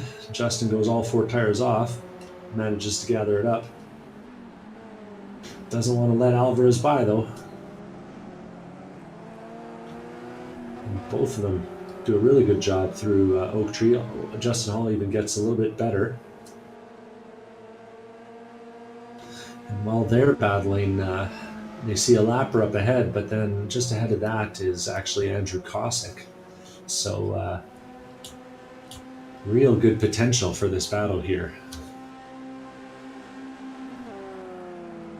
Yeah, last lap for Kowalczyk wasn't bad, though, at a 13.5. The best in this group was Wilding with a 13 flat, so it's certainly possible, especially if the tyres go away a little for Kowalczyk. Mm-hmm. Also noticed at the front that with Mark McCormick not having done his final stop yet, or maybe having done his final stop. We'll have to see about that. But Alex Albert has actually managed to hold on to second place relative to Ian Giebler. So that means, well, there's about 10 seconds between them. So that's worked out pretty good for Alex Albert. Past the lap car of Darren McNeil. Justin Hall's through, Alvarez is through. Wilding's not going to want to wait too long because those two in front will get away from him, and he gets down the inside here before NASCAR. Mm-hmm. Things are really close. That put Kowalczyk big time. What happened for Kowalczyk on the last lap? Lost 3 seconds. Yeah, I was just going back. It must have been in the final sector too. Must have been in that final sector as well. So now Hall's on him, Alvarez is on him, Wilding's just behind there as well. You got 4 cars in about 3 seconds here, 8th, 9th, 10th, 11th. And they'll get a couple more spots, I think, when Patrick Pursley pits from 4th. Yeah, I don't actually see Kowalczyk having done anything particularly wrong through that section. He's just kind of off the pace. It's almost like he's not getting full throttle or something. Well, he's got the new motor. That's not the problem. Yeah. Skillfully limped it around, you'll remember. The trick is, don't go above X revs and watch the oil pressure gauge, I guess. Hey man, gotta keep an eye on the oil pressure. This looks like what I'd expect from the slipstream for Justin Hall, arriving on the scene just a little bit too late. Failed to outbrake. Hello, Tonio. Yeah, Tonio said, hey, you guys want to brake late? Okay, I'll brake late. This car does have ABS. Missing the line through hog pen for Justin Hall is going to be pretty costly because that's all of your speed onto the pit straight. Yeah, Wilding has sucked up to the back of this battle as well through some of that drama. Wow, that was real close there between Antonio and Justin. And what is that I'm seeing in the background? Oh my gosh, it might be the sun. Ooh. So we just start to see some ambient light starting to show up, and these guys have got to be real happy about that. It's the magic hour. Is the fastest lap of the race going to get lowered from a 2:12.375? Very well could. There's enough guys who are close enough to that. Justin Hall's best lap at 2:12.5. Saputra's best at 2:12.8. Jordan Butler best at 2:12.5. So there's plenty of guys close enough to put in a little bit of a hero lap. I was going to say Alex Albert put a 2:12.379 last time by, so 4 thousandths off. Didn't count because he took more than lines. Yeah.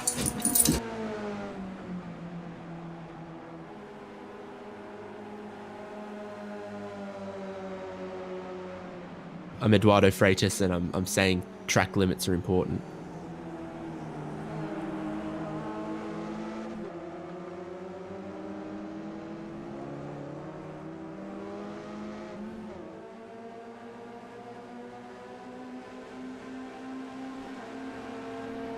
So Hall's a bit closer this time. A bit closer, looking at the chicane. Nose in front by the foreboard. Oh, and just a little touch there. Antonio loves to brake late there as well. So Hall through on Kowalczyk. Alvarez right there. Wilding not quite matching him here. I think Wilding took too much fuel. I'm beginning to wonder. I mean, at these prices, in this economy, It's crazy. that's right. Sounds like my pups went on the broadcast. I'll dip out for a second.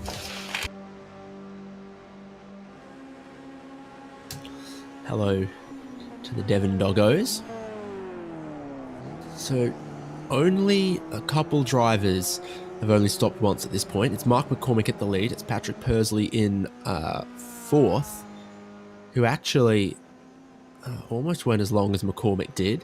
And then you've got Scott Grinnell Mark Kruger and Jared Cubitt. That's 5. Of course, I said 4. I was wrong.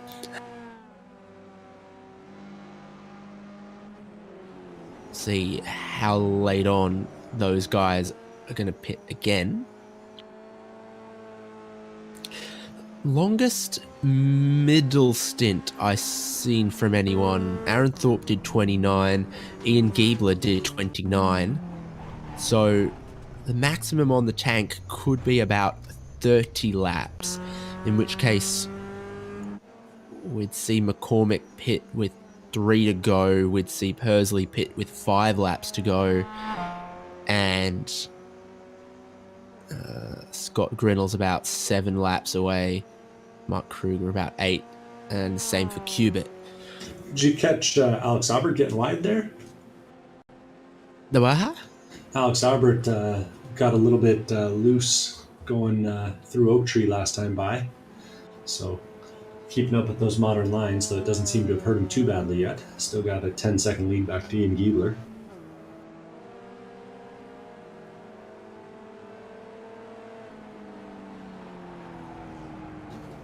I crunched some numbers, Devin. I heard you. Yeah, I mean, do you... I appreciate you doing reading the math it right while I'm off air. No, I think you're about right. It will be very close. I mean, I see Andre Jameson was able to do 30 laps on a tank down there in 19th place. If Mark McCormick's saving a lot of fuel, I could see a world where he gets to 31, maybe 32. Maybe 31 would probably be the limit. And he's on 21, so that's 10 more laps, 2 and a bit minutes per lap. Like, it'll be real close. The thing is, I still see him as coming up 2 laps short, which could be 3, depending on, his pace, where the white flag falls, and then that's kind of, it's like, okay, go, the best anyone has done all race, and then potentially not 2 minutes longer, 5, 6.5 minutes longer potentially. My calculator's saying about 11 laps remaining. So, and he's just done 22, so you'd be asking 33 of him. Yeah, I'm not sure he's going to fulfill my dreams today, but we'll see as the lights turn off and the cars continue on into the morning. We crack 6:45. The track will slow down a bit, but I don't think it'll be enough. So Wilding's got past Kowalczyk in the last lap, because a 2:19 for Kowalczyk is 5 or more seconds off where he should have been. And 6 seconds off his best of the race. Yeah, looks like Kowalczyk's gotten a little bit wrong. Be a tough race. I mean, Kowalczyk had a few issues, blew that motor, got it back in the race, but I think he'll be real disappointed given the qualifying effort he put on today.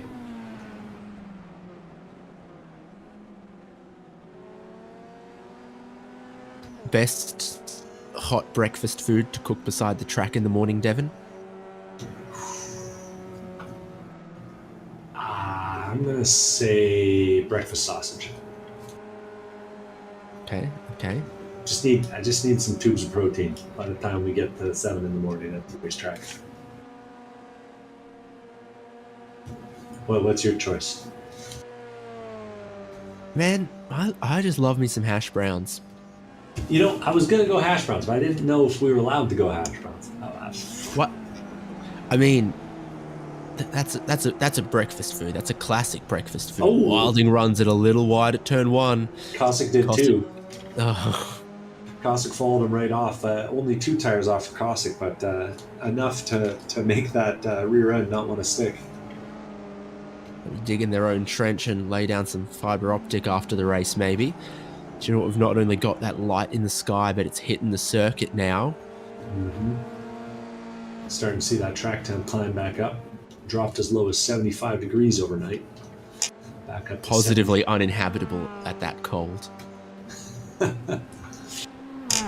invite you guys up to Mosport sometime in February. I am just not built for that, dude. Man, Kowalczyk decided there was no second turn in the S's there. It's just straight over the curb. Wilding runs it wide and doesn't seem to lose out too much there.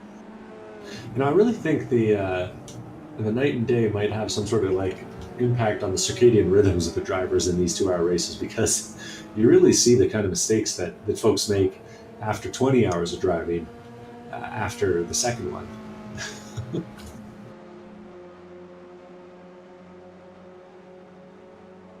So Pursley finally pits from 4th. Could be a pretty quick stop. So we'll see what the 314 does. Kowalczyk's missing lines here, missing lines there, and all the while Shane Cameron's been sneaking up on the both of them.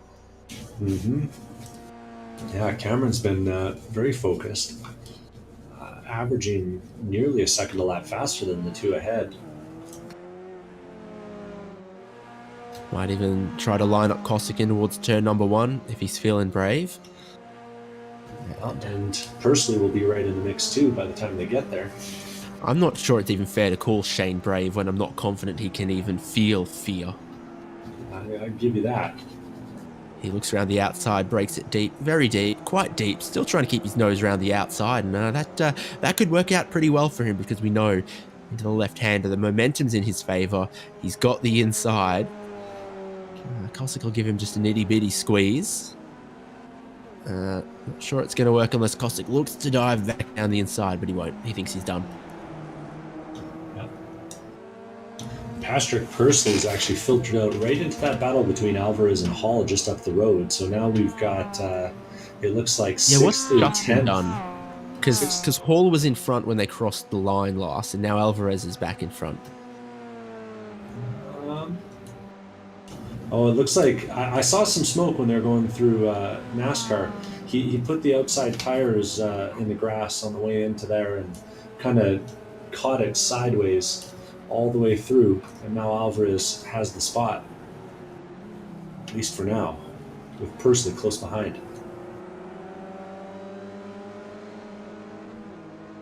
Now at 17 seconds, it was either left sides only or no tyres for Pursley behind. So we'll see what kind of pace he can close out within the last 17 or so minutes here.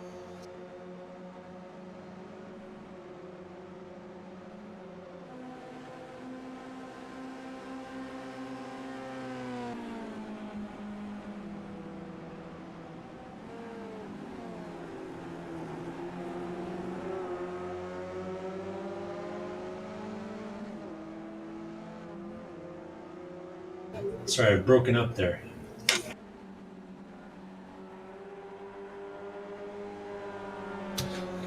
But following along with this battle. Yeah, Alvarez and Hall. I think Hall's shaping up again. He got a good run off of the hog pen, the final corner.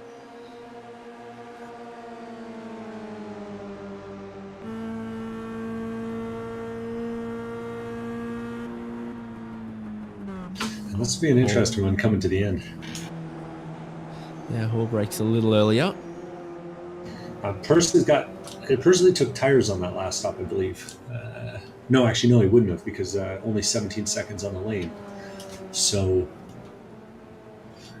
Alvarez might actually have the newest tires of all of them, because he's the only one that took enough. No, Hall got 4, and he was limited. That's what he was limited by. Oh, okay. So Pursley, remember, because he was on cold tires. Yeah. And we were like, oh, watch out, buddy. Mm-hmm. Speaking of, he's taking a look at Alvarez.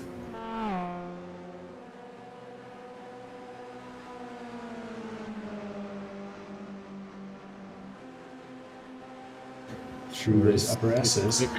Super quick climbing at the tabletop, and then track drops away big time, picks itself back up on the braking zone in towards the oak tree.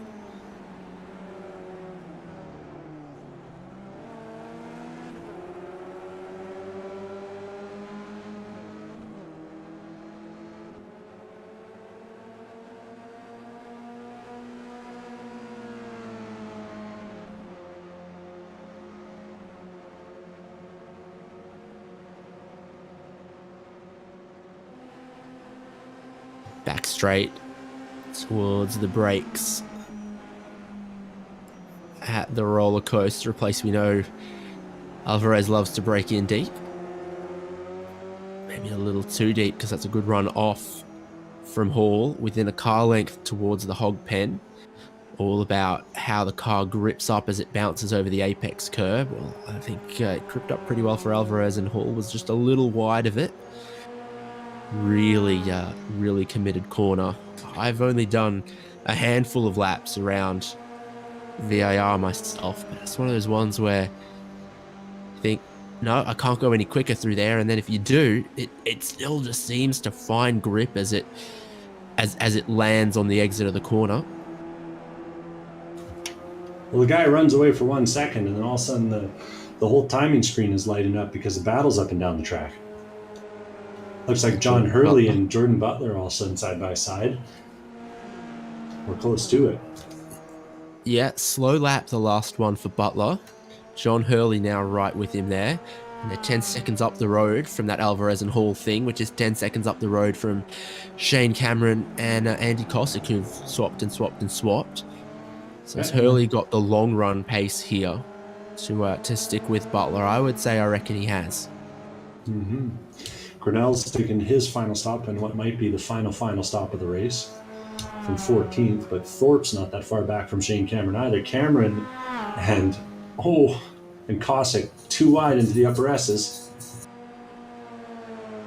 That always ends well, right? Oh, both of them digging trenches.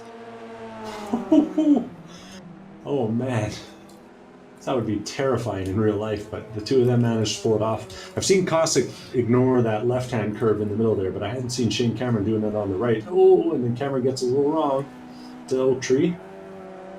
Two of them are pushing for everything they got right now. Hurley and Butler, and John Hurley is going to get past into the roller coaster there, so all happening up and down the field. And Justin Hall's just gone and put the move on Antonio Alvarez down the back straight too. So 3 overtakes in the span of about 20 seconds there.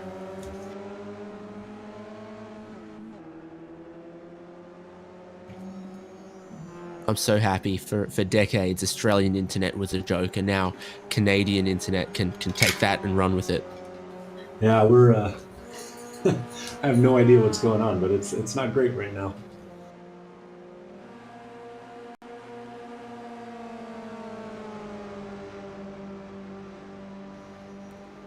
So who's next? Battling it out. I get the feeling like Hall can probably hold on to this 7th. Shane Cameron and Butler back and forth, and Hurley and Butler. Yeah, Butler managed to get the upper hand through NASCAR there, and into left hook. He took the inside line. Now Hurley's going to have the run up into the S's. He's definitely got the run through the lower S's. We'll see if he can maintain the momentum and maybe the draft here through the short chute under the bridge. Almost moving in defense for Butler there, but there just wasn't overlap or speed for Hurley as he was right at the rear bumper coming out of the lower S's.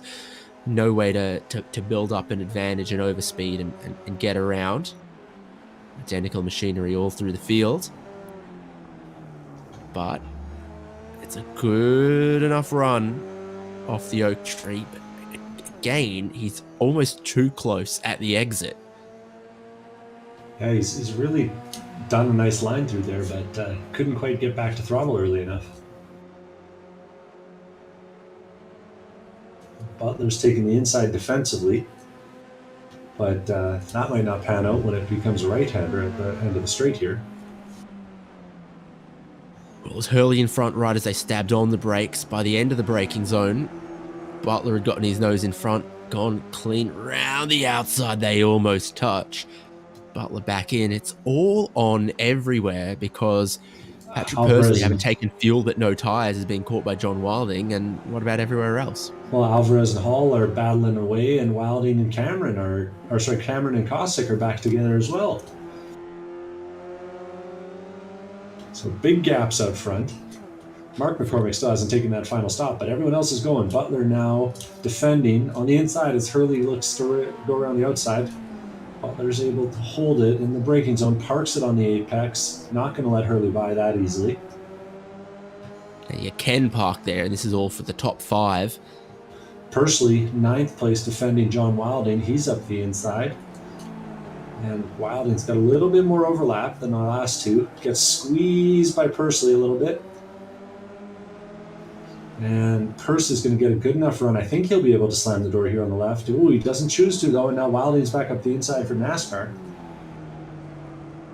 Pursley looked to go over under. Wilding almost had him covered or was looking to give him space around the outside and blocked off the inside. So that's Wilding in front, who I think probably has the better tyres going on here. Jared Cubitt has done 28 laps in his middle stint and now pits with 9 minutes to go. McCormick on his 28th lap hasn't pit yet. 10 minutes to go. And Hurley right on the bumper of Butler this time through Oak Tree. Oh no, Alvarez has gone 2 tires off. He's managed to gather it up without losing much time through Oak Tree. And now looking at the next pair, looks like Pursley's going to stay in line behind Wilding. Back up to the front of that queue. Hurley's now getting a little bit of a draft. Won't be enough to get alongside Butler, but he will be right behind him when they get to Roller Coaster.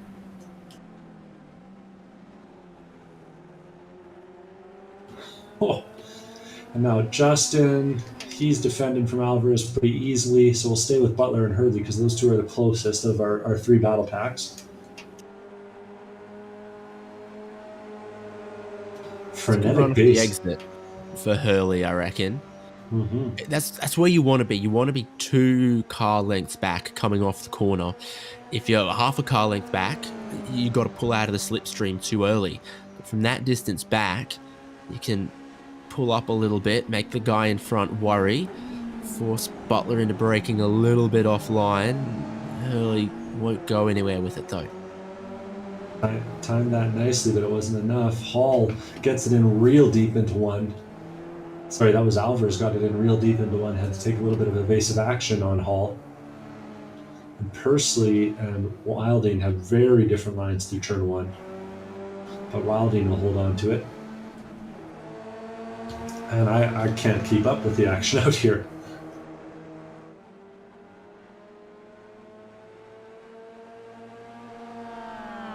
I think this top 5 is the most consistent here. Butler and Hurley both not making too many mistakes, very close to each other's pace and fighting over that top 5. Hurley with the slipstream looks quicker, but when Hurley was in front, but Butler's placement was good and he was using the slipstream really well. So I think it's got to be the most equal combination. It's just whoever gets the slipstream looks quicker. When they swap, oh, hang on, no, the other guy looks like he might be a bit pacier towards the end here. Hurley's crafty guy, so there's a possibility that he's decided, hey, I'm going to hold on until the last lap, the last 2 laps, and make my move then.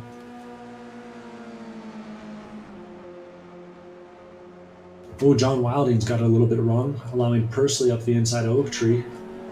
But Pursley misses a gear on the exit, and Wilding pulls away.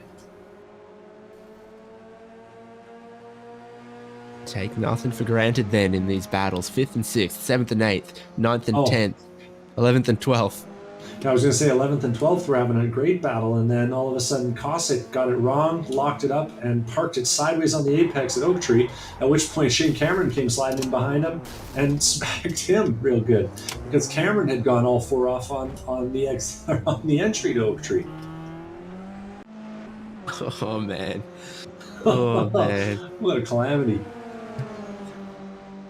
And now Wilding and Pursley, Wilding's got ahead. Or no, maintained the position on Pursley. And Hurley and Butler are still glued together. Oh, man. Butler's still just got it, despite John Hurley's best efforts. 3 to go at the line for these guys. There 4 to go, I guess, for them, but... Oh. Yeah, 3 to go for Mark McCormick crossing the line right now. He's done 30 laps already so far in this stint. Shane Cameron pits with that damage. For some reason, somehow Andrew Gosling keeps going. What? Shane Cameron's upside down on the pit lane. What? I'm so confused. He hit the brakes and the car just was out of control. And he managed to roll the thing down the pit lane. Oh man, no, that thing is no. Come on, don't tell me that was an accident or a mistake. Honestly, the I don't believe. No, you look. There's no brake lights, man. Come on. John Hurley, back in the battle with Jordan Butler, though, is still glued to him, and he'll have a nice run. He might actually be too close on the exit of Oak Tree this time. We'll see. That's what I'm saying. Is Hurley needs to give himself the opportunity to pick up a run, and he might have it this time. Got the nose, front tire. Oh, he squeezes Butler. And if he parks this, yeah, he's going to get that. Manages to take the spot away. It'll be 3 to go at the line for these two. Ian Giebler, 3 laps to go, making a 3rd pit stop. Ooh, he's miscalculated something there, presumably. Yeah, and let's Sean's Butcher through, and presumably Butler and Hurley as well. Might even see Justin Hall go by, depending on how long this. I reckon this whole group, depending on how 10 seconds of fuel for Giebler. Might just hold off Wilding and Pursley. Yeah, Alvarez and Hall are through.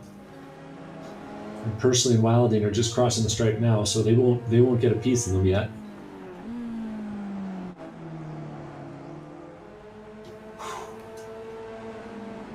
Busy. Yeah, crazy stuff at the end of this one.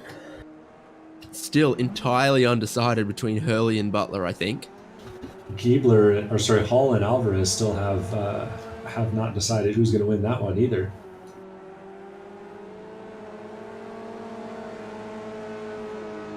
And Pursley hasn't given up on the idea of battling Wilding either. And, honestly, Giebler, with the pace he showed earlier, he might very well have a chance to catch up to Butler and Hurley. Alvarez and Hall. I was thinking you're a little ambitious. He's taken 10 seconds of fuel, but no tires. Mm-hmm. Staying with Hurley and Butler. Butler now runs in behind him in 5th place behind Hurley. And he's got a little bit bigger of a gap than Hurley had last time. Let's see if there's enough draft back here. 0.4, say, seconds behind.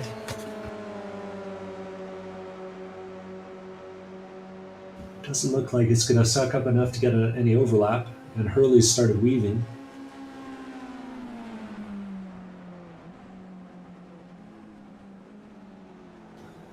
Alvarez gets a nice little run as well, but it won't be enough for Hall this time. And in case you were wondering at the front, Mark McCormick still hasn't stopped. Alex Albert coming.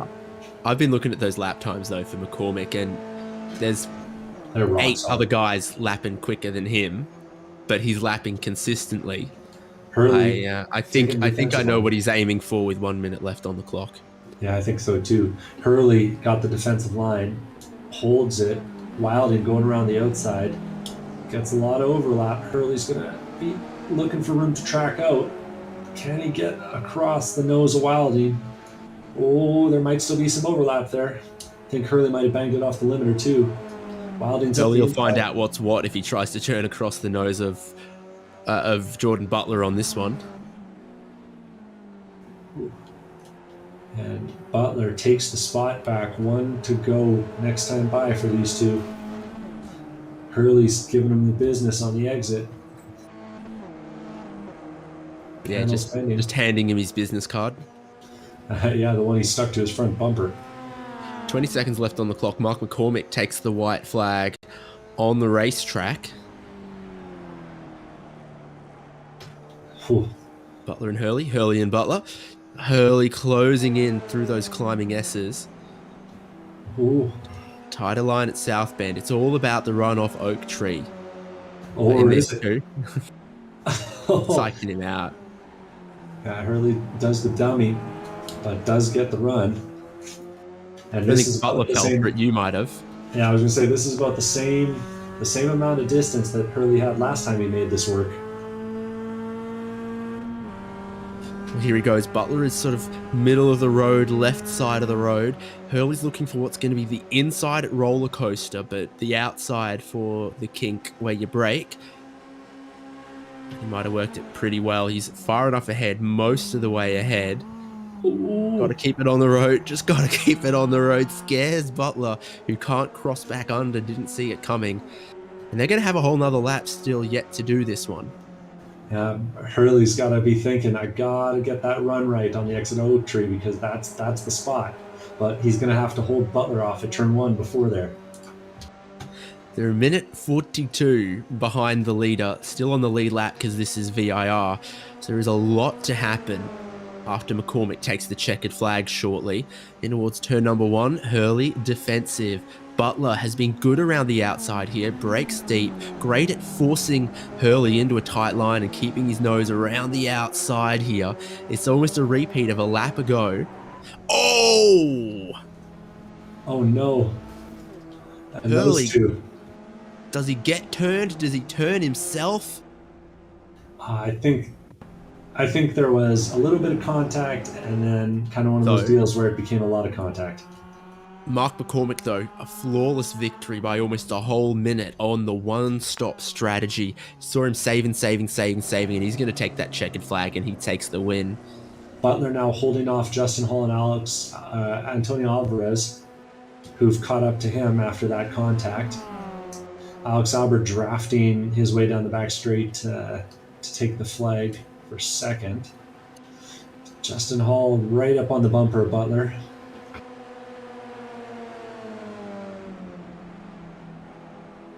Big points on the line. Yeah, so Albert looking comfortable in second. Saputra, very early stops on his strategy. Stopped after just lap 5, did a shorter middle stint, pitted early again for new tyres to take this longer stint, and at the end, and those 2 undercuts served him very well. He ends up just outside and away of all the battles and just holding on to a comfortable 3rd. And that's where 4th, 5th, and 6th comes in, Devon. Hall's slipstreaming on Butler. He's got this overlap. He's got him. He's going to be in the braking zone. He's holding the inside. I don't think Butler can get back from this. Oh, Hall goes wide on the exit. Gives Butler last a lap chance. for these guys. So it's Hail Mary from Butler, who's trying to go around the outside of Hogpen. That will never, in your wildest dreams, work. Alvarez right in behind these guys as well. Barney's got the checkered flag at the line. Oof.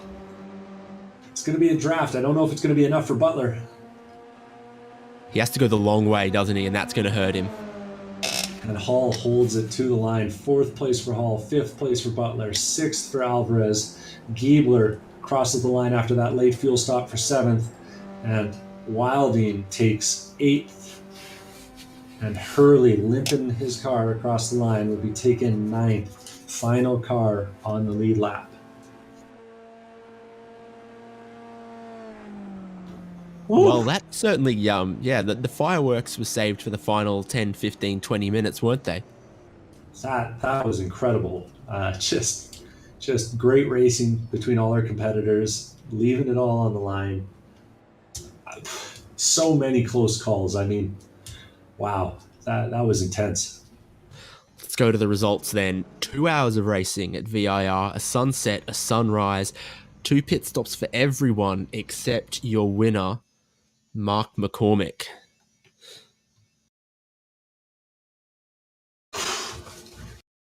Then we've got, it was Alex Albert and Sean Saputra to complete that podium.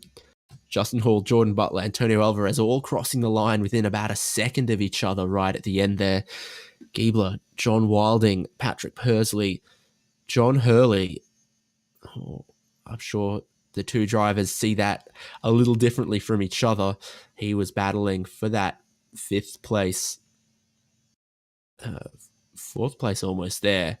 with Jordan Butler. Didn't end up like that for Hurley though.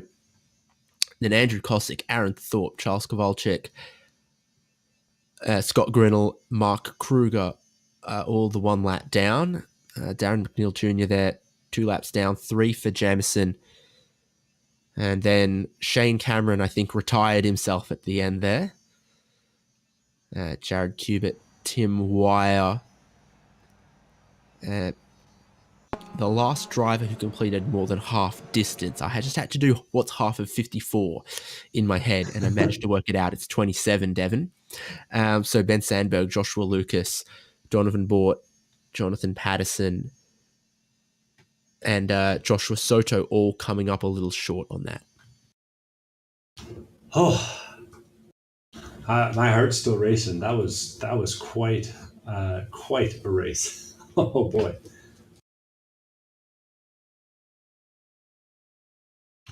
Okay, have you caught your breath? I got mine. I think so. And I'm looking around. I can see, who do we got there? How about Saputra? And that's Shans Putra, 3rd place in the race. The different strategy seems to have kept you out of some of the dramas that we were watching all the way to the end of the race. Yeah, that was quite an exciting race. I really can't believe that I'm in here right now, to be honest. So, yeah, so go ahead. Early on in the race, a little incident, I believe, at the start decided that you didn't want to be a part of that. Well, you know what? I was gonna keep pushing, but I went off at the last corner, and I had already planned on doing a splash and dash with just the left side in the middle of the race at some point. So I was like, you know what? I'm just gonna do it right now, and then hopefully my last fuel stop will make it to the end, and it did. So had just about 1 lap left, and it really worked out. Yeah, it looked like a strategy masterstroke when it was all said and done.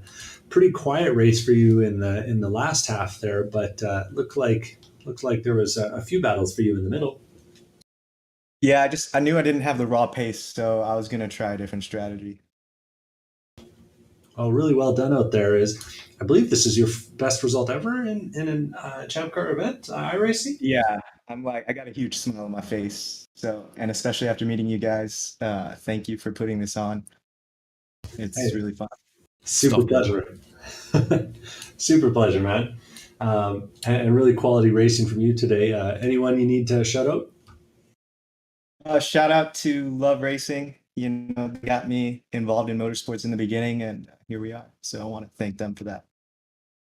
Well, you make sure you lord this one over them a little bit. Congratulations. Thank you.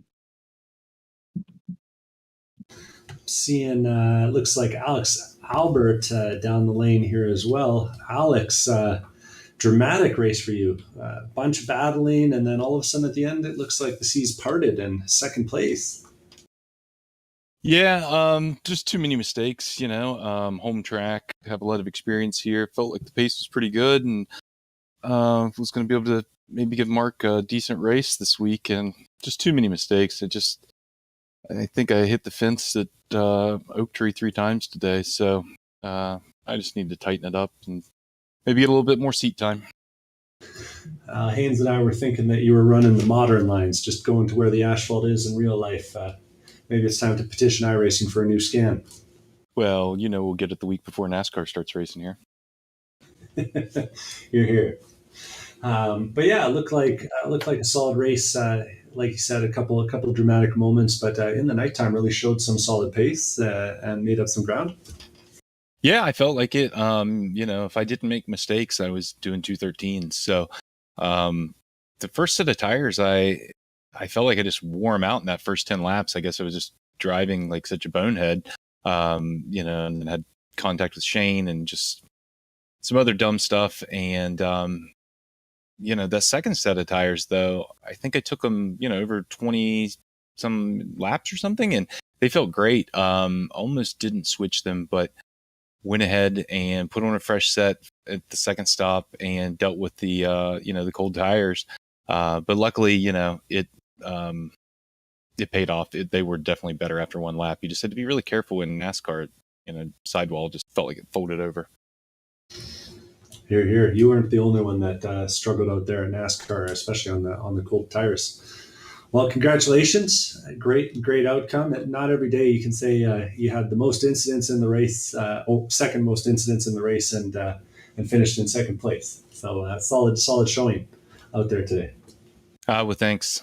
Yeah, it was a lot of fun racing with everyone. Had some good racing with Ian and Mark and Andrew Kowalczyk and a bunch of other people. So yeah, I really enjoyed it, and looking forward to seeing everyone at VIR here in just a couple weeks, and then I guess back on the sim for, I'm not sure where the next race is, but yeah, good group of people and lots of fun racing.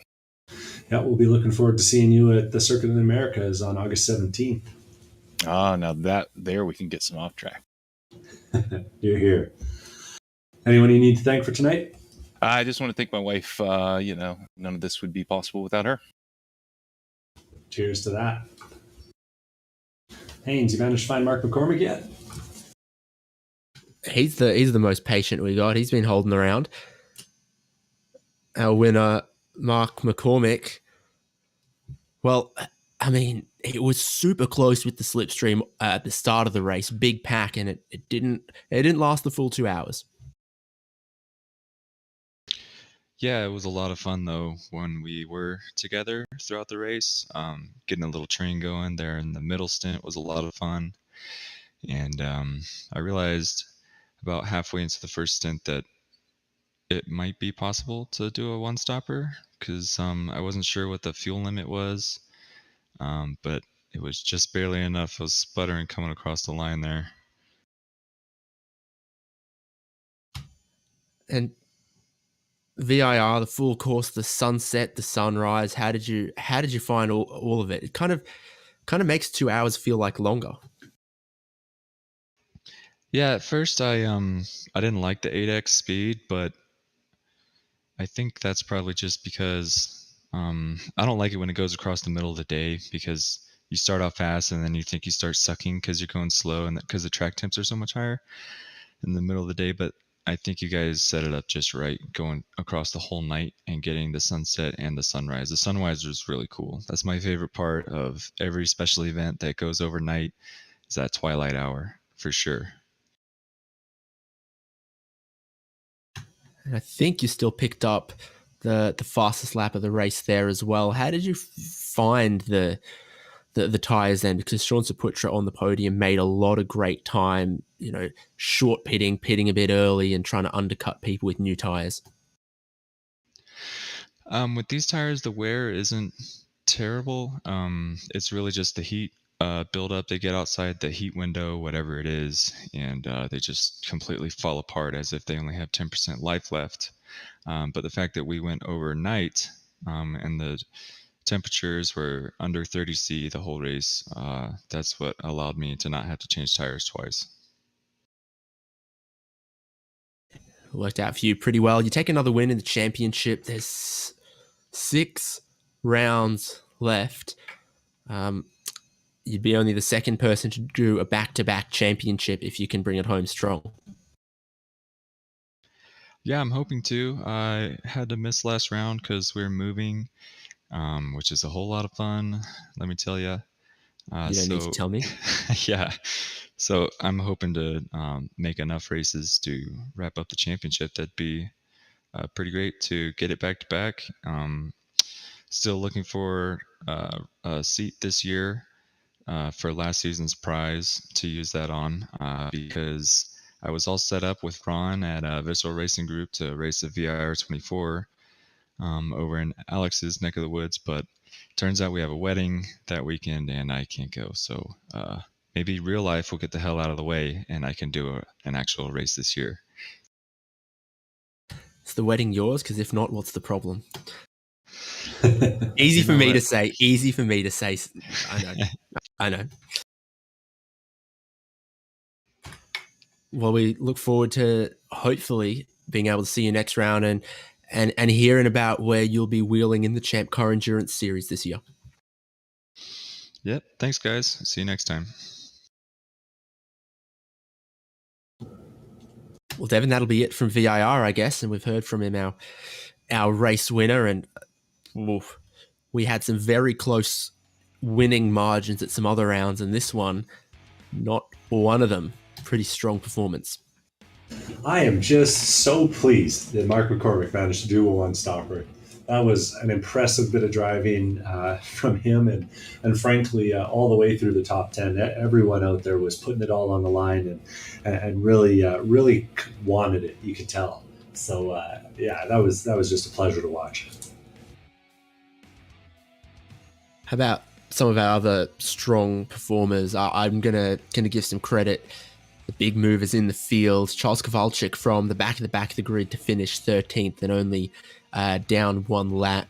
Sean Saputra, I think, just a very quiet job in the last part of the race. Once he, short-pitted, used that clear air, used that consistency, he ended up having, I'm doing numbers in my head again, something will catch on fire, 19 seconds ahead of Justin Hall in fourth to take that podium. And then, Antonio Alvarez, biggest mover from deep in the field, 16 positions gained to sixth. Yeah, from 22nd indeed. And with no practice, no qualifying, shows up, and wow, what a great performance from him. Well, it's not too long till we go racing again in the ChampCar iRacing series. Make sure you find us, forum.champcar.org, the Discord, or wherever. Never too late to join, never too late to come racing with us. Next round is Circuit of the Americas in the Ford Mustang. So a little bit more power in the Lone Star State. That's August 17 for that championship race. August 10th if you want to join us for the practice round. And of course, it's another great opportunity to hang out and race and chat with other ChampCar members and sim racers and make friends or not. But that's forum.champcar.org for the schedule, all the information if you want to join us. Subscribe to us here at HJBC if you want to see coverage of next round and indeed every remaining round of the ChampCar iRacing series in 2022. Devin Peters alongside me, David Haynes here, Michael Derby, our indefatigable producer. We look forward to seeing you at COTA.